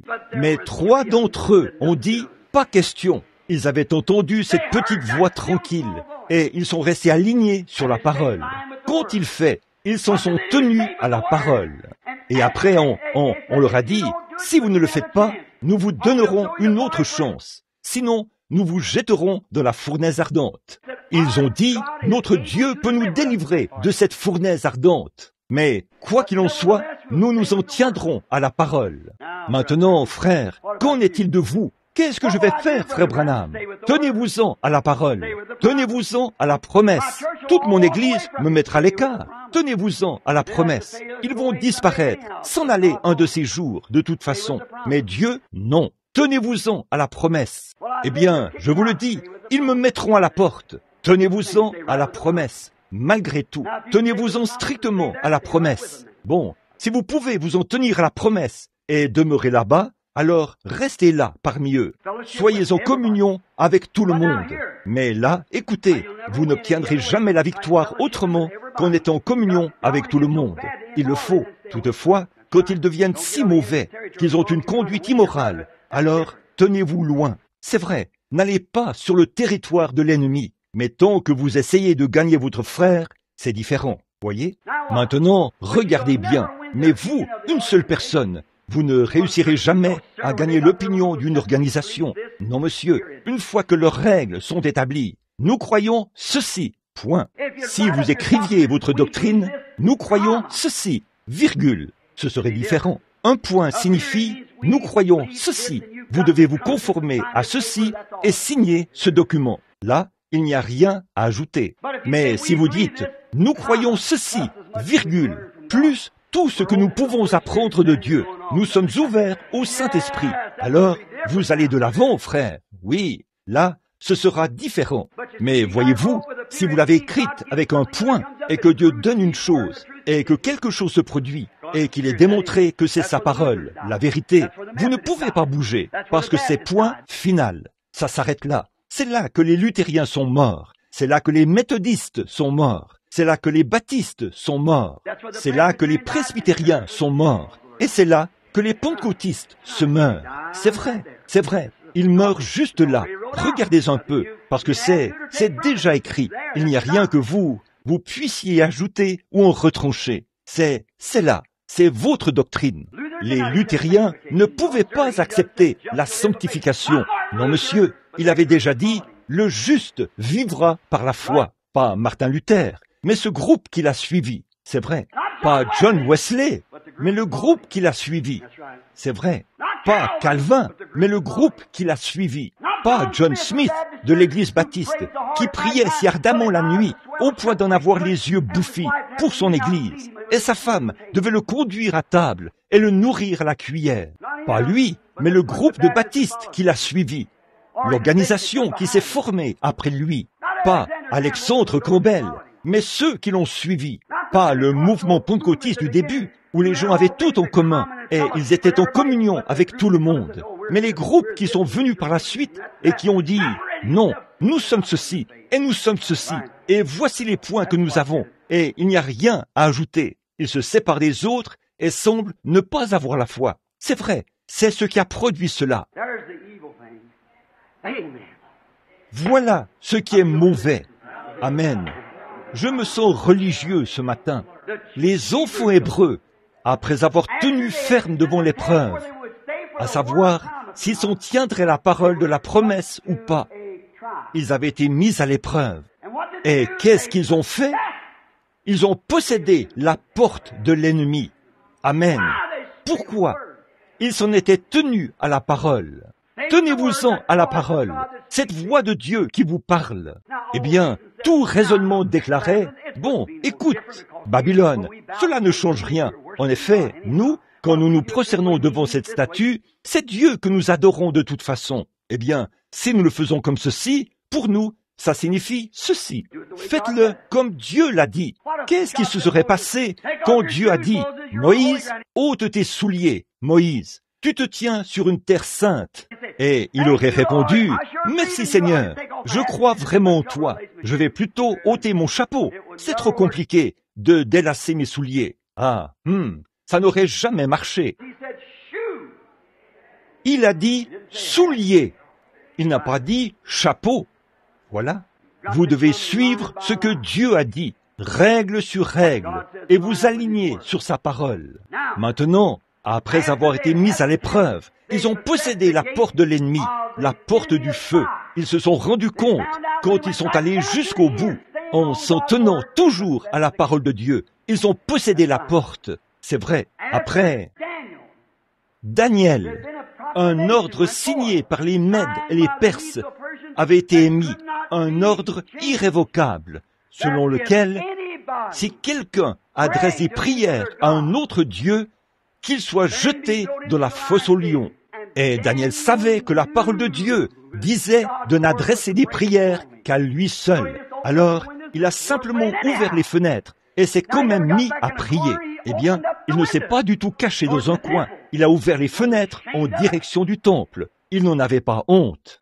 Nous ne voulons pas pratiquer notre religion le dimanche et faire autre chose le lundi, ou croire une chose dans notre cœur et arriver devant quelqu'un d'autre et dire « Eh bien, je ne sais pas. Oui, je pense que vous avez raison. Soyez ce que vous êtes. Sinon, quittez la chair, quittez l'Église. » C'est vrai, parce que vous causez un déshonneur aux deux. Restez ce que vous êtes. Dites ce que vous croyez. Alors, vous n'aurez pas de raison de vous rétracter. Vous prenez position pour ce qui est exactement la vérité. Tout le monde vous connaît sous votre vrai jour. Les hommes vous tiendront en estime, tous autant qu'ils sont. Une femme est peut-être laide comme tout. Elle est peut-être grosse, grasse, petite, maigre, a les cheveux noirs, des yeux bruns, des yeux bleus, des yeux gris. Un comme ceci et un comme cela. Mais si cette femme est pure, une dame, pas un seul homme dans le pays ne manquera d'ôter son chapeau en sa présence, s'il y a un tant soit peu de virilité en lui. C'est vrai, parce qu'elle reflète ce qu'elle est, et les hommes apprécient cela. De même, Dieu appréciera un homme qui sera ce qu'il est, ou un homme qui professe le christianisme. Soyons des chrétiens remplis du Saint-Esprit, ayant en nous la parole de Dieu. Sinon, oublions ça. C'est vrai, parce qu'autrement, vous devenez un hypocrite et vous menez une vie différente. Les gens vous voient aller là, dans des soirées dansantes, fumer et des choses de ce genre. Et vous prétendez être chrétien. Alors, voyez, vous mettez une pierre d'achoppement sur le chemin des autres. On voit, vous les femmes parfois, elles se coupent les cheveux et la manière dont elles s'habillent et se comportent, dans ces petites robes qu'elles portent. On dirait une saucisse de Francfort épluchée ou quelque chose comme ça. Elles sont là, dans la rue, à se promener, avec des talons à peu près hauts comme ça. Elles vont à petits pas dans la rue. Est-ce ça le pentecôtisme? Alors les autres églises disent, elles prétendent avoir quelque chose qu'elles n'ont pas. Vous êtes scellés et marqués par le Saint-Esprit. Vous n'êtes pas dans une salle de danse ce soir, dans les bras d'un homme qui n'est pas votre mari. Et le lendemain soir, vous revenez à l'église et vous vous mettez à danser partout. Ça, ce n'est pas le pentecôtisme, c'est de l'hypocrisie, c'est de la souillure. Ce n'est pas tant à vous que je m'adresse, mais vous êtes conscient que ces bandes qui sont faites ici vont dans le monde entier. Alors je prêche comme si je m'adressais au monde entier. Quand je sens que Dieu me dit « dis telle chose », je le dis tout simplement parce que je ne sais pas où ça ira. C'est à lui de s'en occuper. Tenez-vous-en simplement à la parole. C'est vrai, très bien. Non, Daniel n'allait pas se soumettre à leur ordre, qu'il soit expulsé de l'organisation ou pas. Il est resté là, à la fenêtre. Il s'en est tenu à la parole de Dieu. Il n'en avait pas honte. Que s'est-il passé? On l'a jeté dans une fosse aux lions, mais il a possédé les portes de la fosse aux lions. Pourquoi? Wow, parce que Dieu lui avait dit que ta postérité possédera la porte de l'ennemi. Quel que soit l'ennemi, vous vous êtes emparés de la porte. Oh, combien de fois pourrions-nous... Regardez Moïse, qui suivait le sentier des commandements de Dieu. Il est descendu en Égypte. Tout semblait contraire. Il y avait des imitateurs qui étaient là, avec lui. Il y est descendu avec quelques signes, pour montrer qu'il avait été envoyé. Il a jeté un serpent par terre, et fait des choses de ce genre. Et voici que sont arrivés les imitateurs, et ils ont aussi jeté les leurs par terre. Que pouvaient-ils faire? Rien. Dieu ne lui a jamais dit qu'ils allaient faire cela. Il voulait mettre Moïse à l'épreuve. C'est lui qui avait permis à Jannes et Jambres de jeter leurs serpents ou leurs verges. Moïse était donc là, dans l'exercice de ses fonctions. Il a jeté sa verge par terre et s'est transformé en serpent. Il a dit, « Regarde ça, Pharaon, c'est ce que mon Seigneur m'a dit de venir faire devant toi. » Pharaon a dit, « Venez ici, Jambres et Jannes. » Ils ont jeté leurs verges par terre. Elles se sont transformées en serpents. Qu'a donc fait Moïse? Son visage est-il devenu tout rouge? Non, monsieur. Il croyait toujours que Dieu l'avait envoyé. Il s'en est tenu à cette promesse. Et qu'est-ce qui s'est passé? Ça, c'est quand vous vous retrouvez dans certaines de vos conférences. Votre visage pourrait devenir un peu rouge. Tenez-vous-en à la parole. Que s'est-il passé? Tout à coup, ce grand cobra de Moïse s'est avancé et les a avalés. Dieu a confirmé la chose. Après son test, il a dit, « Par ce signe, je veux que tu laisses ces enfants partir tout là-bas. Je veux que tu les renvoies chez eux, à l'endroit qui leur revient. Dieu est descendu ici pour dire, m'a envoyé ici pour les délivrer. Je veux qu'ils rentrent. » Il a jeté cela là, par terre. Oh, le test est arrivé. Que vas-tu faire, Moïse? Faire demi-tour? T'éloigner et dire, « Eh bien, je me suis peut-être trompé. » Non, monsieur. Moïse s'est tenu là. C'est Dieu qui a donné cet ordre. Gloire. Si Dieu dit quoi que ce soit, tenez-vous-en à cela. Quoi qu'il arrive, tenez-vous-en à cela. S'ils vous mettent à la porte et disent, « Nous ne collaborerons pas, nous ne ferons pas ceci », tenez-vous-en à cela. Moïse s'en est tenu strictement à cela. Que s'est-il passé? Il a possédé la porte de son ennemi. Alléluia!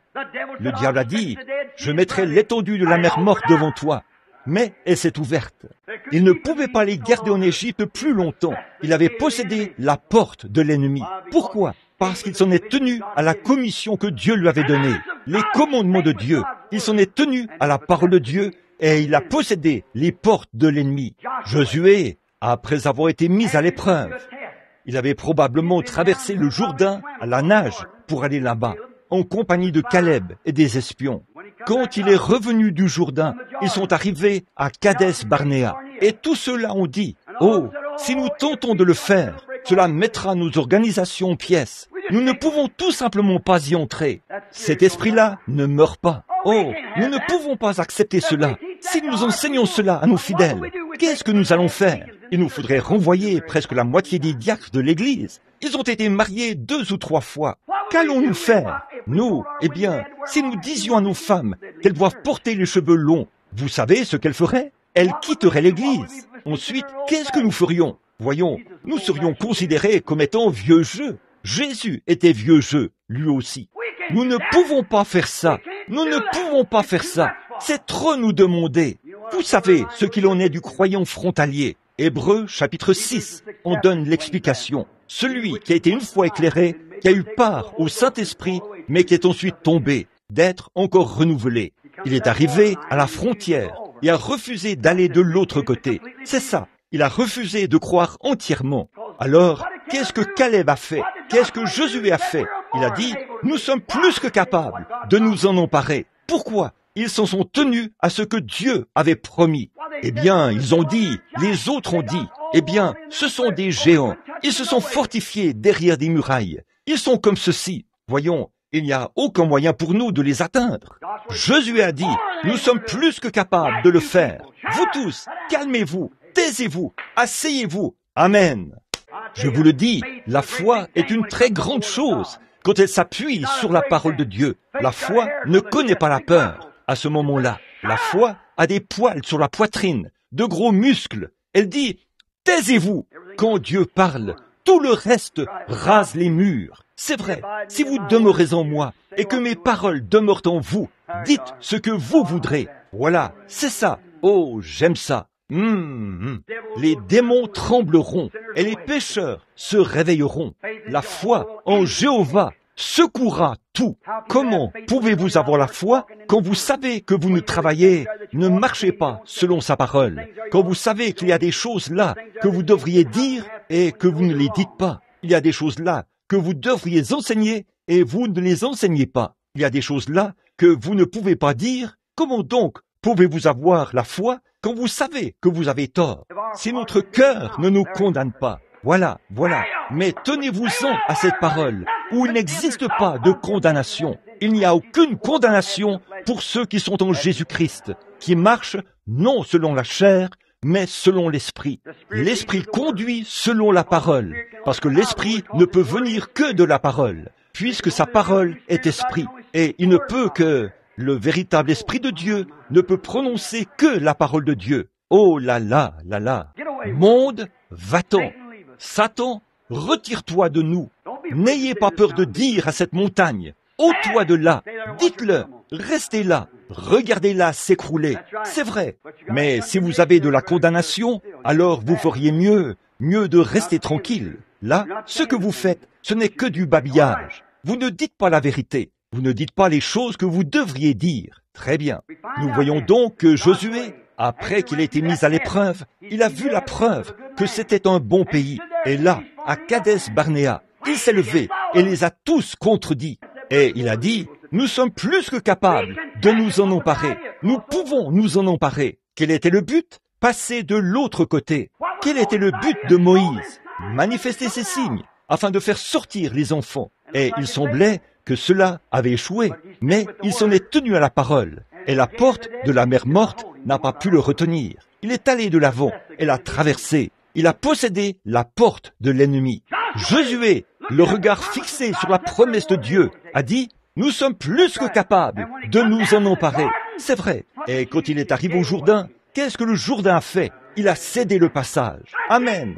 C'est ça. Josué a possédé la porte de l'ennemi. Ce Jourdain l'empêchait d'aller de l'autre côté et de s'emparer de cette promesse. Mais quand il est arrivé là-bas, il était la postérité d'Abraham. Pourquoi? Il croyait la parole de Dieu. C'est la seule manière pour vous d'être de la postérité d'Abraham. C'est de croire la parole de Dieu. Et donc, qu'a-t-il fait quand il est arrivé au point où il était prêt à vaincre l'ennemi? Dieu a ouvert la porte et il l'a possédée, s'en est emparé et est allé de l'autre côté. Lors de la première bataille, du premier conflit qu'il a eu avec eux, les murailles étaient si grandes qu'on pouvait faire des courses de chars dessus. Comment allait-il faire pour s'en emparer? Ils se sont enfuis, ils sont retournés à l'intérieur. L'ennemi le fera aussi, mais tu posséderas la porte de l'ennemi.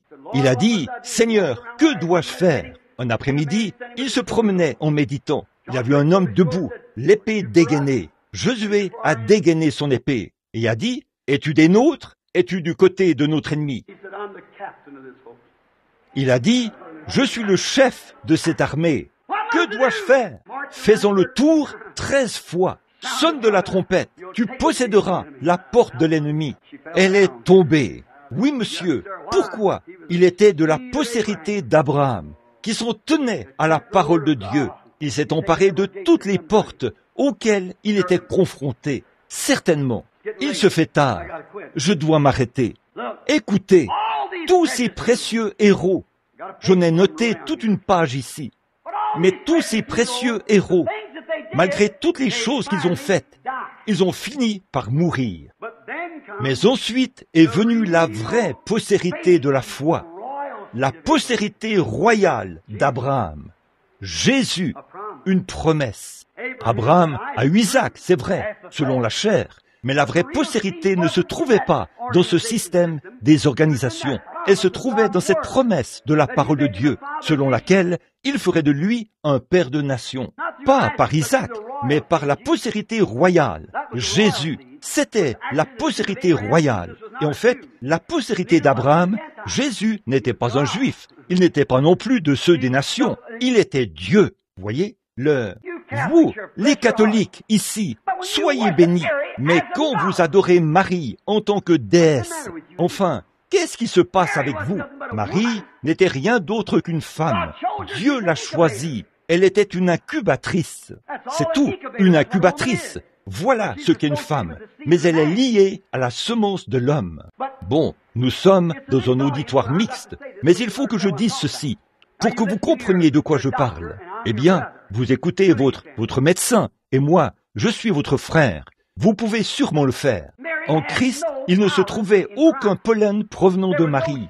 Lorsque le Saint-Esprit l'a couverte de son ombre, Il ne s'est produit aucune sensation sexuelle. Rien du tout. Mais le Dieu Tout-Puissant, le Créateur, a créé la cellule de sang et le pollen. Si ce pollen provenait de Marie, alors les morts ne ressusciteront pas. Gloire! Ça vient de me frapper. C'est tout frais. Je viens de saisir ça. Alors, si vous dites que ce que nous faisons n'y change rien, alors pourquoi Dieu nous a-t-il dit de nous abstenir des mauvaises choses? Pourquoi Dieu a-t-il ressuscité le corps de Jésus s'il n'en est pas ainsi? Donc, voyez-vous, la femme ne pouvait pas être rattachée à cela. Si c'était le cas, alors son corps était une partie de sa mère, Marie, puisqu'il aurait eu une relation sexuelle avec un esprit qui l'a couverte de son ombre, ce qui aurait fait en sorte qu'elle a émis du sperme. Et ça, c'est faux. C'est le Saint-Esprit par une conception immaculée. Alléluia! Là, il a créé à la fois le sperme de l'homme et celui de la femme. Jésus l'a-t-il appelée mère? Trouvez ça dans l'Écriture. Il l'a appelée femme. Alléluia! Femme. Ça, c'est frais. C'est pour ça que ça se passe comme ça. Femme, voilà ton fils. Il était des millions de kilomètres plus près d'elle que lui l'était. Il était Dieu. Il n'était ni juif, ni des nations. Il était Dieu, à la fois de chair et de corps. Dieu habitait en lui. Dieu habitait dans le sperme d'une femme? Il ne pouvait pas le faire. Le sperme de la femme devait avoir quelque chose à voir avec notre chair. Mais c'était le sang plus le sperme que Dieu a couvert de son ombre. Il pouvait mettre cela sur une souche s'il le voulait. Oui, monsieur, il pouvait mettre cela partout où bon lui semblait. Mais il l'a fait parce que la femme était dans la chute. C'est de là qu'est venu le Fils immaculé du Dieu vivant, créé et né d'une vierge, à la fois corps et âme. Pourquoi David a-t-il dit « Je ne verrai pas mon sein, permettrai pas que mon sein voie la corruption, que mon sein voie la corruption. Je n'abandonnerai pas non plus son âme dans le séjour des morts. » David a dit cela. Voyez, l'âme, le corps et l'esprit ont été créés par Dieu, par lui. La femme n'était pas une mère, c'était une femme. Je crois qu'elle était une bonne et sainte femme. Absolument. Elle n'avait jamais été une incubatrice. Dieu n'aurait jamais choisi une incubatrice souillée. Si le Seigneur le veut, je prêcherai là-dessus ce soir. Mais j'ai dit, une incubatrice souillée pour faire venir son fils sur la terre, il a choisi une vierge qui n'avait pas connu d'homme. Elle n'a pas non plus émis de sperme, ni rien d'autre, lorsque le Saint-Esprit l'a couverte de son ombre, parce que Dieu, par sa manière infinie et immaculée, a créé en elle l'âme, le corps et l'esprit de Jésus-Christ. C'est vrai, il était le Fils de Dieu, né d'une vierge. Qu'est-ce que cela a fait? Cela a brisé la porte de l'ennemi. Alléluia! Ça devient vraiment bon pour moi. Regardez, pourquoi? Il a brisé la porte de l'ennemi, juste là, comme quoi tout homme qui naissait dans ce monde par le désir sexuel, qui ne pouvait pas aller au ciel, parce que le sexe est ce qui a déclenché cela, au commencement, dans le jardin d'Éden. La raison pour laquelle ils se sont couverts. Quand il a fait cela, il a brisé cette chose en deux, juste là, et il a possédé la porte de l'ennemi. Par quoi? Il a revêtu la postérité royale d'Abraham. Là, la toute première fois, elle a complètement fracassé. La postérité royale de la foi et de la promesse. Pas une conception de Marie, mais de Dieu, a brisé les portes. C'est ce qui a permis à l'être humain de franchir la porte. Gloire à Dieu. Qu'a-t-il fait?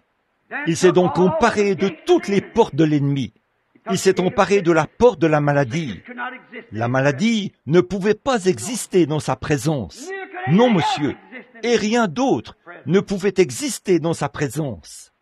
Un cortège funèbre ne pouvait pas se tenir dans sa présence. Non. Qu'a-t-il fait? Josué est mort, Moïse est mort, tous les autres sont morts, mais pas cette postérité royale. La mort ne pouvait pas se tenir là où se trouvait la vie. La femme de Naïn emportait dehors son fils. Il s'est arrêté et a dit, « Lève-toi, fiston !» Cette jeune fille qui était morte, la fille de Jairus, il a prononcé une parole là-bas au loin, dans le monde inconnu, et a dit, « Ma fille, lève-toi !»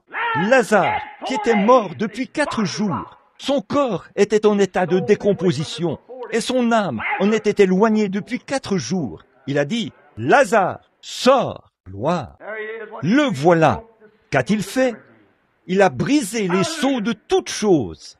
Alléluia.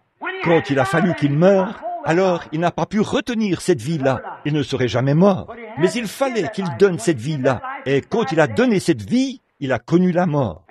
Et comme la Bible dit, sa précieuse âme est descendue dans le séjour des morts pour prendre ma place et votre place, la postérité royale d'Abraham. La quoi? Il était la postérité royale. Oh, gloire! Maintenant, nous sommes la postérité royale.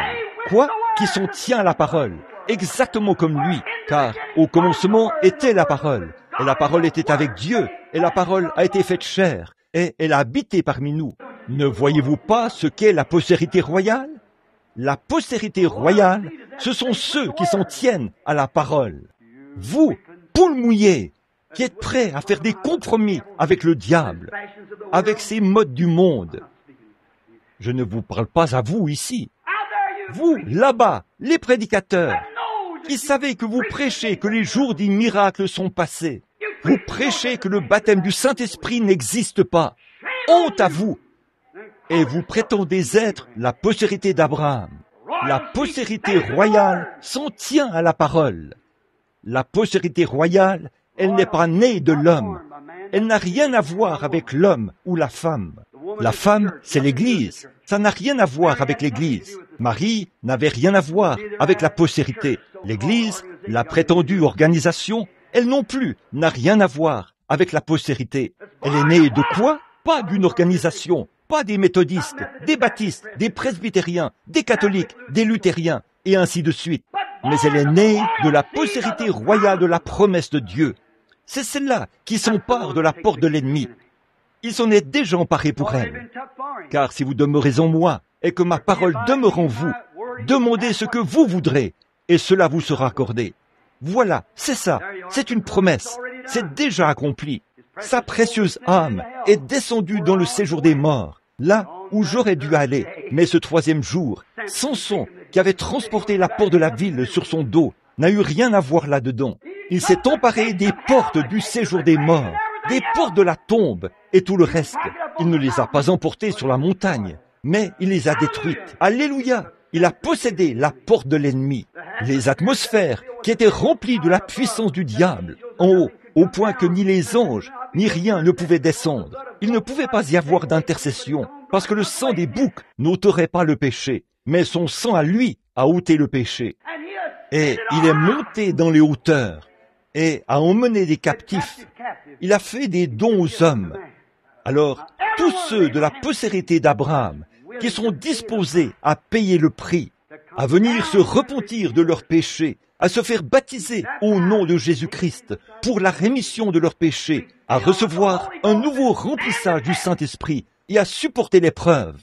Et quand ils font sortir le monde de vous, ces choses qui ont disparu, tout ce qui est mauvais, tout ce qui semble mauvais, comme les femmes et leurs cheveux, les hommes et leur mauvaise conduite, les églises et leurs organisations, et le pasteur qui se plie au dire de ses diacres, et des choses de ce genre, un groupe de gens mondains, ou quelque chose du genre, qui arrive là, et ils amènent un pauvre pasteur, ils le mettent à la porte de l'église. Va de l'avant, pasteur, que Dieu te bénisse. Tiens-toi strictement à la parole. N'accepte rien. Il est monté dans les hauteurs. Qu'a-t-il fait? Il a fait un trou, une porte, pour que la prière de cette postérité d'Abraham. Pourquoi? Pourquoi? Si nous sommes le corps de Christ, si nous sommes morts, nous nous considérons comme morts et ensevelis en Christ et ressuscités avec lui dans la résurrection. Il est la tête du corps. Là où se trouve la tête, le corps s'y trouve aussi. Ainsi donc, ce matin, tous ceux qui ont fait cela sont assis avec lui dans les lieux célestes, avec la postérité royale. Gloire à Dieu. Il n'y a aucune barrière. Vous ne pouvez pas prier jusqu'à ce point-ci et dire « Oh, oh, voici une parole ». Non, non, il vous arrête tout de suite. Mais si notre cœur ne nous condamne pas, si nous savons que nous marchons selon les commandements de Dieu, nous voyons nos vies être purifiées. Nous voyons cela. Chaque parole que Dieu a ordonnée, nous l'observons. Alors, nous possédons les portes de tous les ennemis. Alors, demandez ce que vous voudrez, et cela vous sera accordé. Il possédera la porte de son ennemi. Oh, frère, quelle église ce serait! Quand je reviendrai à Phoenix, si le Seigneur me le permet, j'espère que quand j'entrerai dans ce tabernacle, ces bons seront remplis. Et tous les bons du mouvement du plein évangile de cette ville seront remplis de saints du Dieu vivant. Ils auront l'apparence d'un chrétien, parleront comme des chrétiens, se conduiront comme des chrétiens, et l'Esprit de Dieu agira au milieu d'eux d'une telle manière que si quelqu'un venait à pécher, le Saint-Esprit le dénoncerait sur le champ. Il le fera. Vous avez vu cela arriver dans les lignes de prière, tout comme ici à l'hôtel, où il était dit, retournez redresser la situation avec votre mari. Allez dire à votre femme qu'avant-hier soir, vous êtes sorti avec cette femme et vous l'avez amenée à tel et tel endroit. S'il le fait ici, par le fait de marcher selon la parole, d'écouter cette petite voix tranquille, il le fera en vous. Vous êtes la postérité d'Abraham. Alors, il n'y a aucun péché. Prédicateur, n'aimeriez-vous pas voir ça dans votre église? Entrez dans cette église, promenez votre regard, partout là, voir des hommes et des femmes pieux, saints, assis là, remplis à bloc de la puissance de Dieu. Le péché ne pourrait pas entrer. Un homme entre et s'assied. L'esprit se lève et dit, Jean Jones, vous venez de telle et telle ville et de tel et tel endroit. Il est ici pour avoir la guérison de son corps. Voyez, il a fait telle chose à tel endroit. Il a fait ceci et il prend, il doit rapporter ceci, redresser ceci. Alors Dieu le guérira de ce cancer. Ainsi dit le Seigneur. Oh là là, donnez-moi une église, donnez-moi 10 hommes remplis de vrais joyaux de Dieu, la postérité royale. Rassemblez ces hommes et voyez ce qui se passera. Donnez-moi une petite maisonnée de gens comme ça et je vous montrerai une lumière vers laquelle le monde accourra. C'est vrai, c'est ce que Dieu veut que nous soyons. Vous êtes une ville située sur une montagne. Vous êtes la postérité royale d'Abraham. Elle possédera la porte de son ennemi. La maladie, elle est causée par quelque chose. Ces choses, elles sont causées par quelque chose. Et Dieu, le Saint-Esprit, est ici pour révéler cela, pour vous dire pourquoi vous ne la recevez pas. Qu'est-ce qui se passe avec nous? Nous n'avons pas à nous demander, que fera-t-il? Il le fait déjà. Que faites-vous? Observez ce prophète. Il n'a pas écouté le vent impétueux. Gloire à Dieu. Alléluia. C'est bien. Maintenant, souvenez-vous. Je ne condamne pas ça. J'espère que tout le monde comprend cela. Quelqu'un a dit, frère Branham, ne crois pas que c'est bien de dire gloire à Dieu, alléluia. Eh bien, regardez ce que je suis en train de faire maintenant. Je crois à ça. Pousser des cris, parler en langue, danser par l'esprit. Mais frère, quand vous n'entendez pas cette petite voix tranquille de la parole, voilà ce qui fera quelque chose pour vous. Voilà ce que c'est. Élie savait que tout ce réveil était en cours à l'extérieur, mais cela ne l'a jamais attiré à l'extérieur, vers ce réveil. Mais quand il a entendu cette petite voix tranquille de Dieu, alors il était attiré. Il s'est voilé le visage et est sorti. Pourquoi? Élie était la postérité d'Abraham. Il suivait la parole. Si vous demeurez en moi et que mes paroles demeurent en vous, alors demandez ce que vous voudrez et cela vous sera accordé.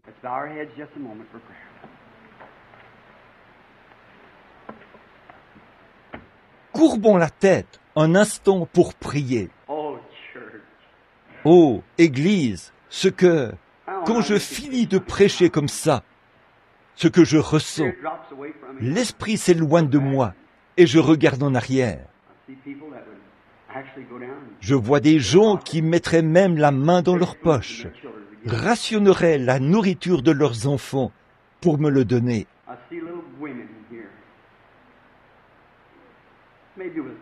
Je vois là de petites femmes qui ont peut-être les cheveux courts. Que feraient-elles? Elles feraient n'importe quoi au monde pour moi, si elles le pouvaient.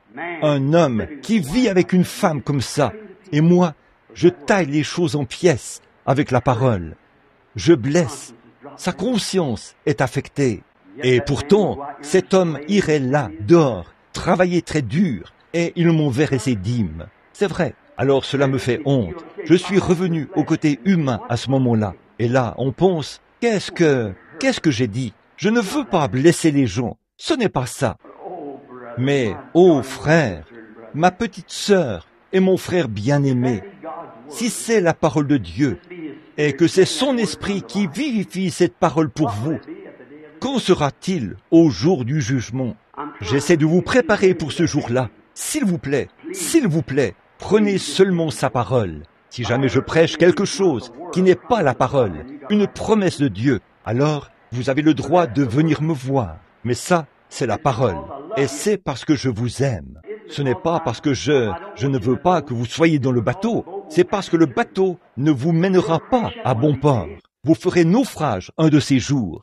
Vous serez appelés à comparaître au jugement. Se rendre coupable de la plus petite chose, c'est se rendre coupable de tout. Et quand vous savez que quelque chose est la bonne chose à faire, que c'est la parole de Dieu qui dit de le faire, que c'est une promesse, et que vous ne le faites pas, alors qu'en est-il? On vous demandera de justifier votre position. Alors, quoi?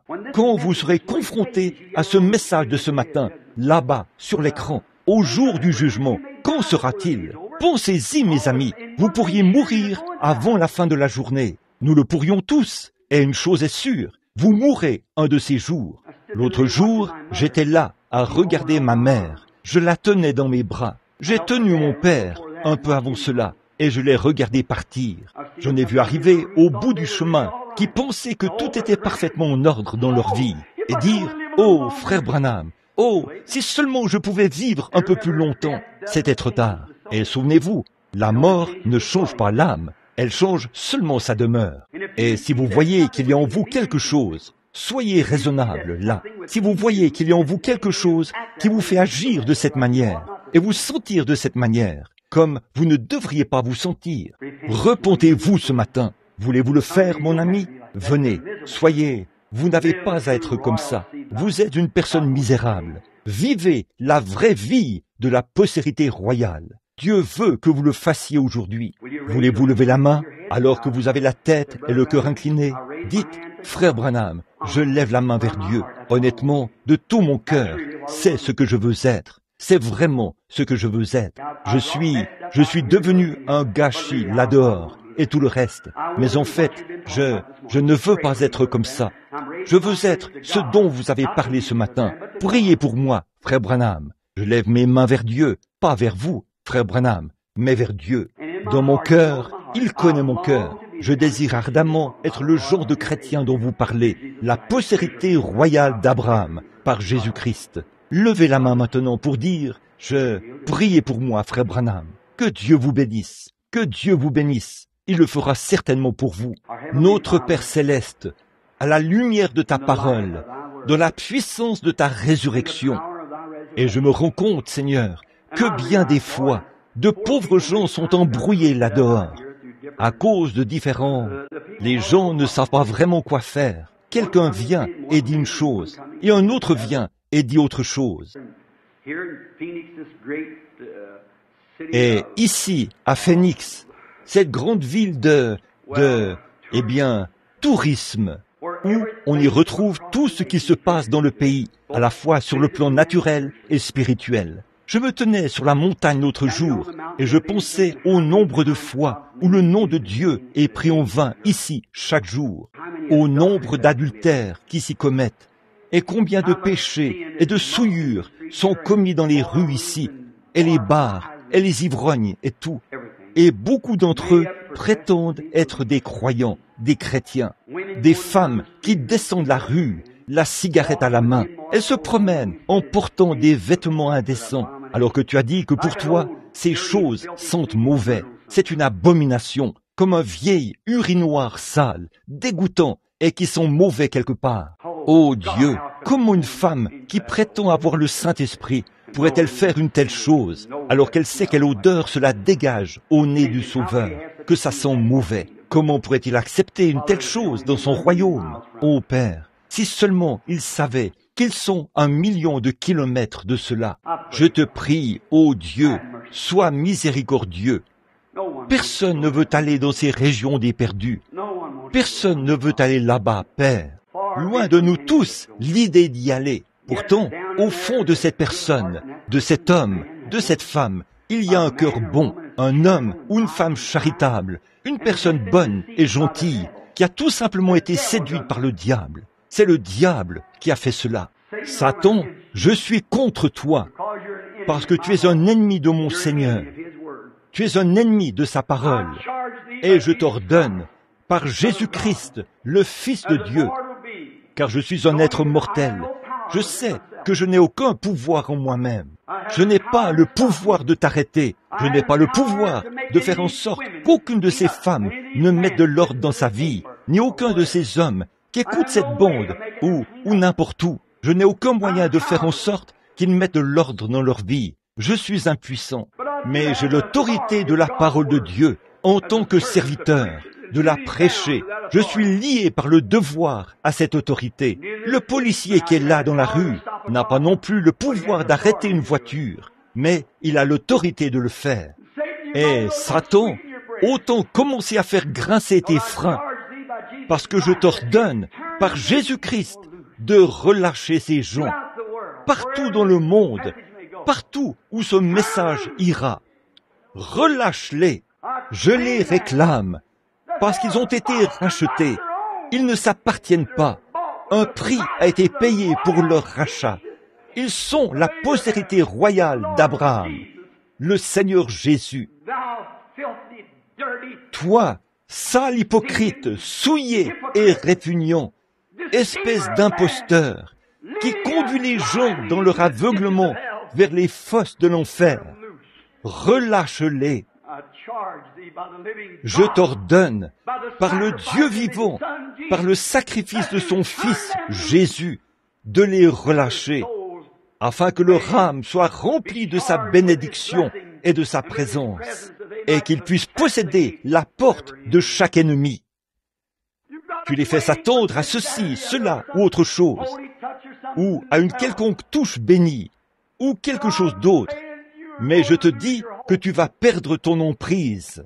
Comment la maladie pourrait-elle résister devant une onction comme celle-ci? Seulement s'il refuse de tourner le regard là-bas, vers la promesse, comme l'a fait le Père Abraham, quand il a vu la préfiguration de sa venue des centaines d'années à l'avance. Relâche-les. Au nom de Jésus-Christ, laisse aller ces gens. Puisse la puissance de Dieu, la compréhension de la parole, alors que ce matin, ils ont été lavés par elle, puisse la compréhension de garder la parole de Dieu et ses promesses pures. C'est une emprise qui ne peut être brisée par Satan. Puisse chacun s'emparer de cette promesse et dire, la voici, je m'accroche à cela. Dieu a fait la promesse. Je suis la postérité d'Abraham. Comment puis-je douter de sa promesse? Through Jesus Christ our Lord. Amen.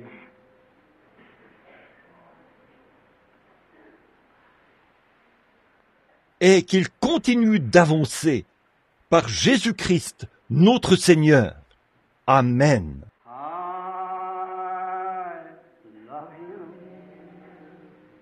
Ça a été tranchant ce matin, mes amis. Adorons tout doucement maintenant.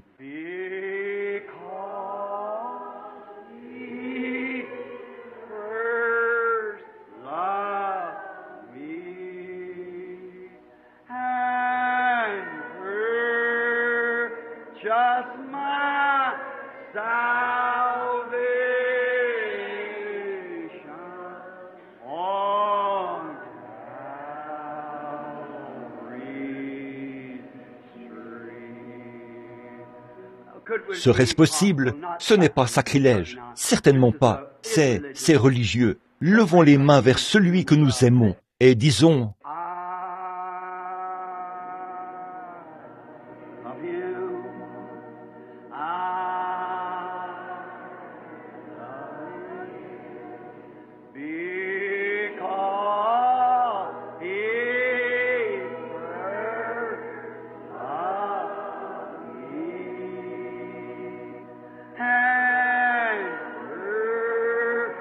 just my salvation.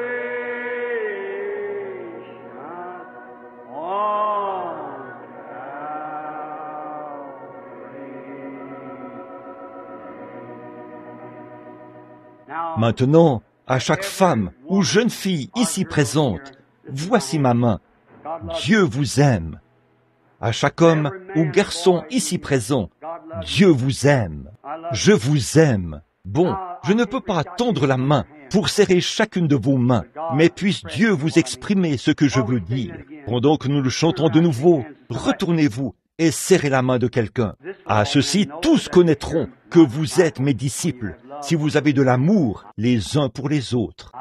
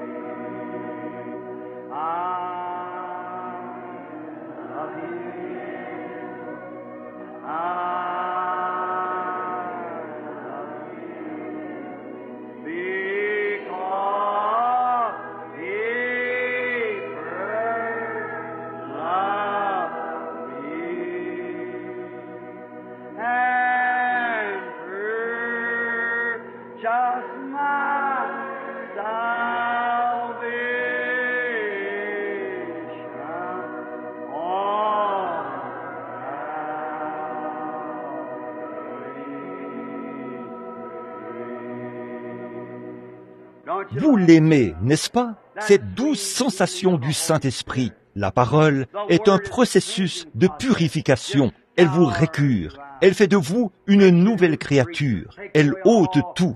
La parole est plus tranchante qu'une épée à deux tranchants. Elle circoncit et retranche toutes les choses du monde.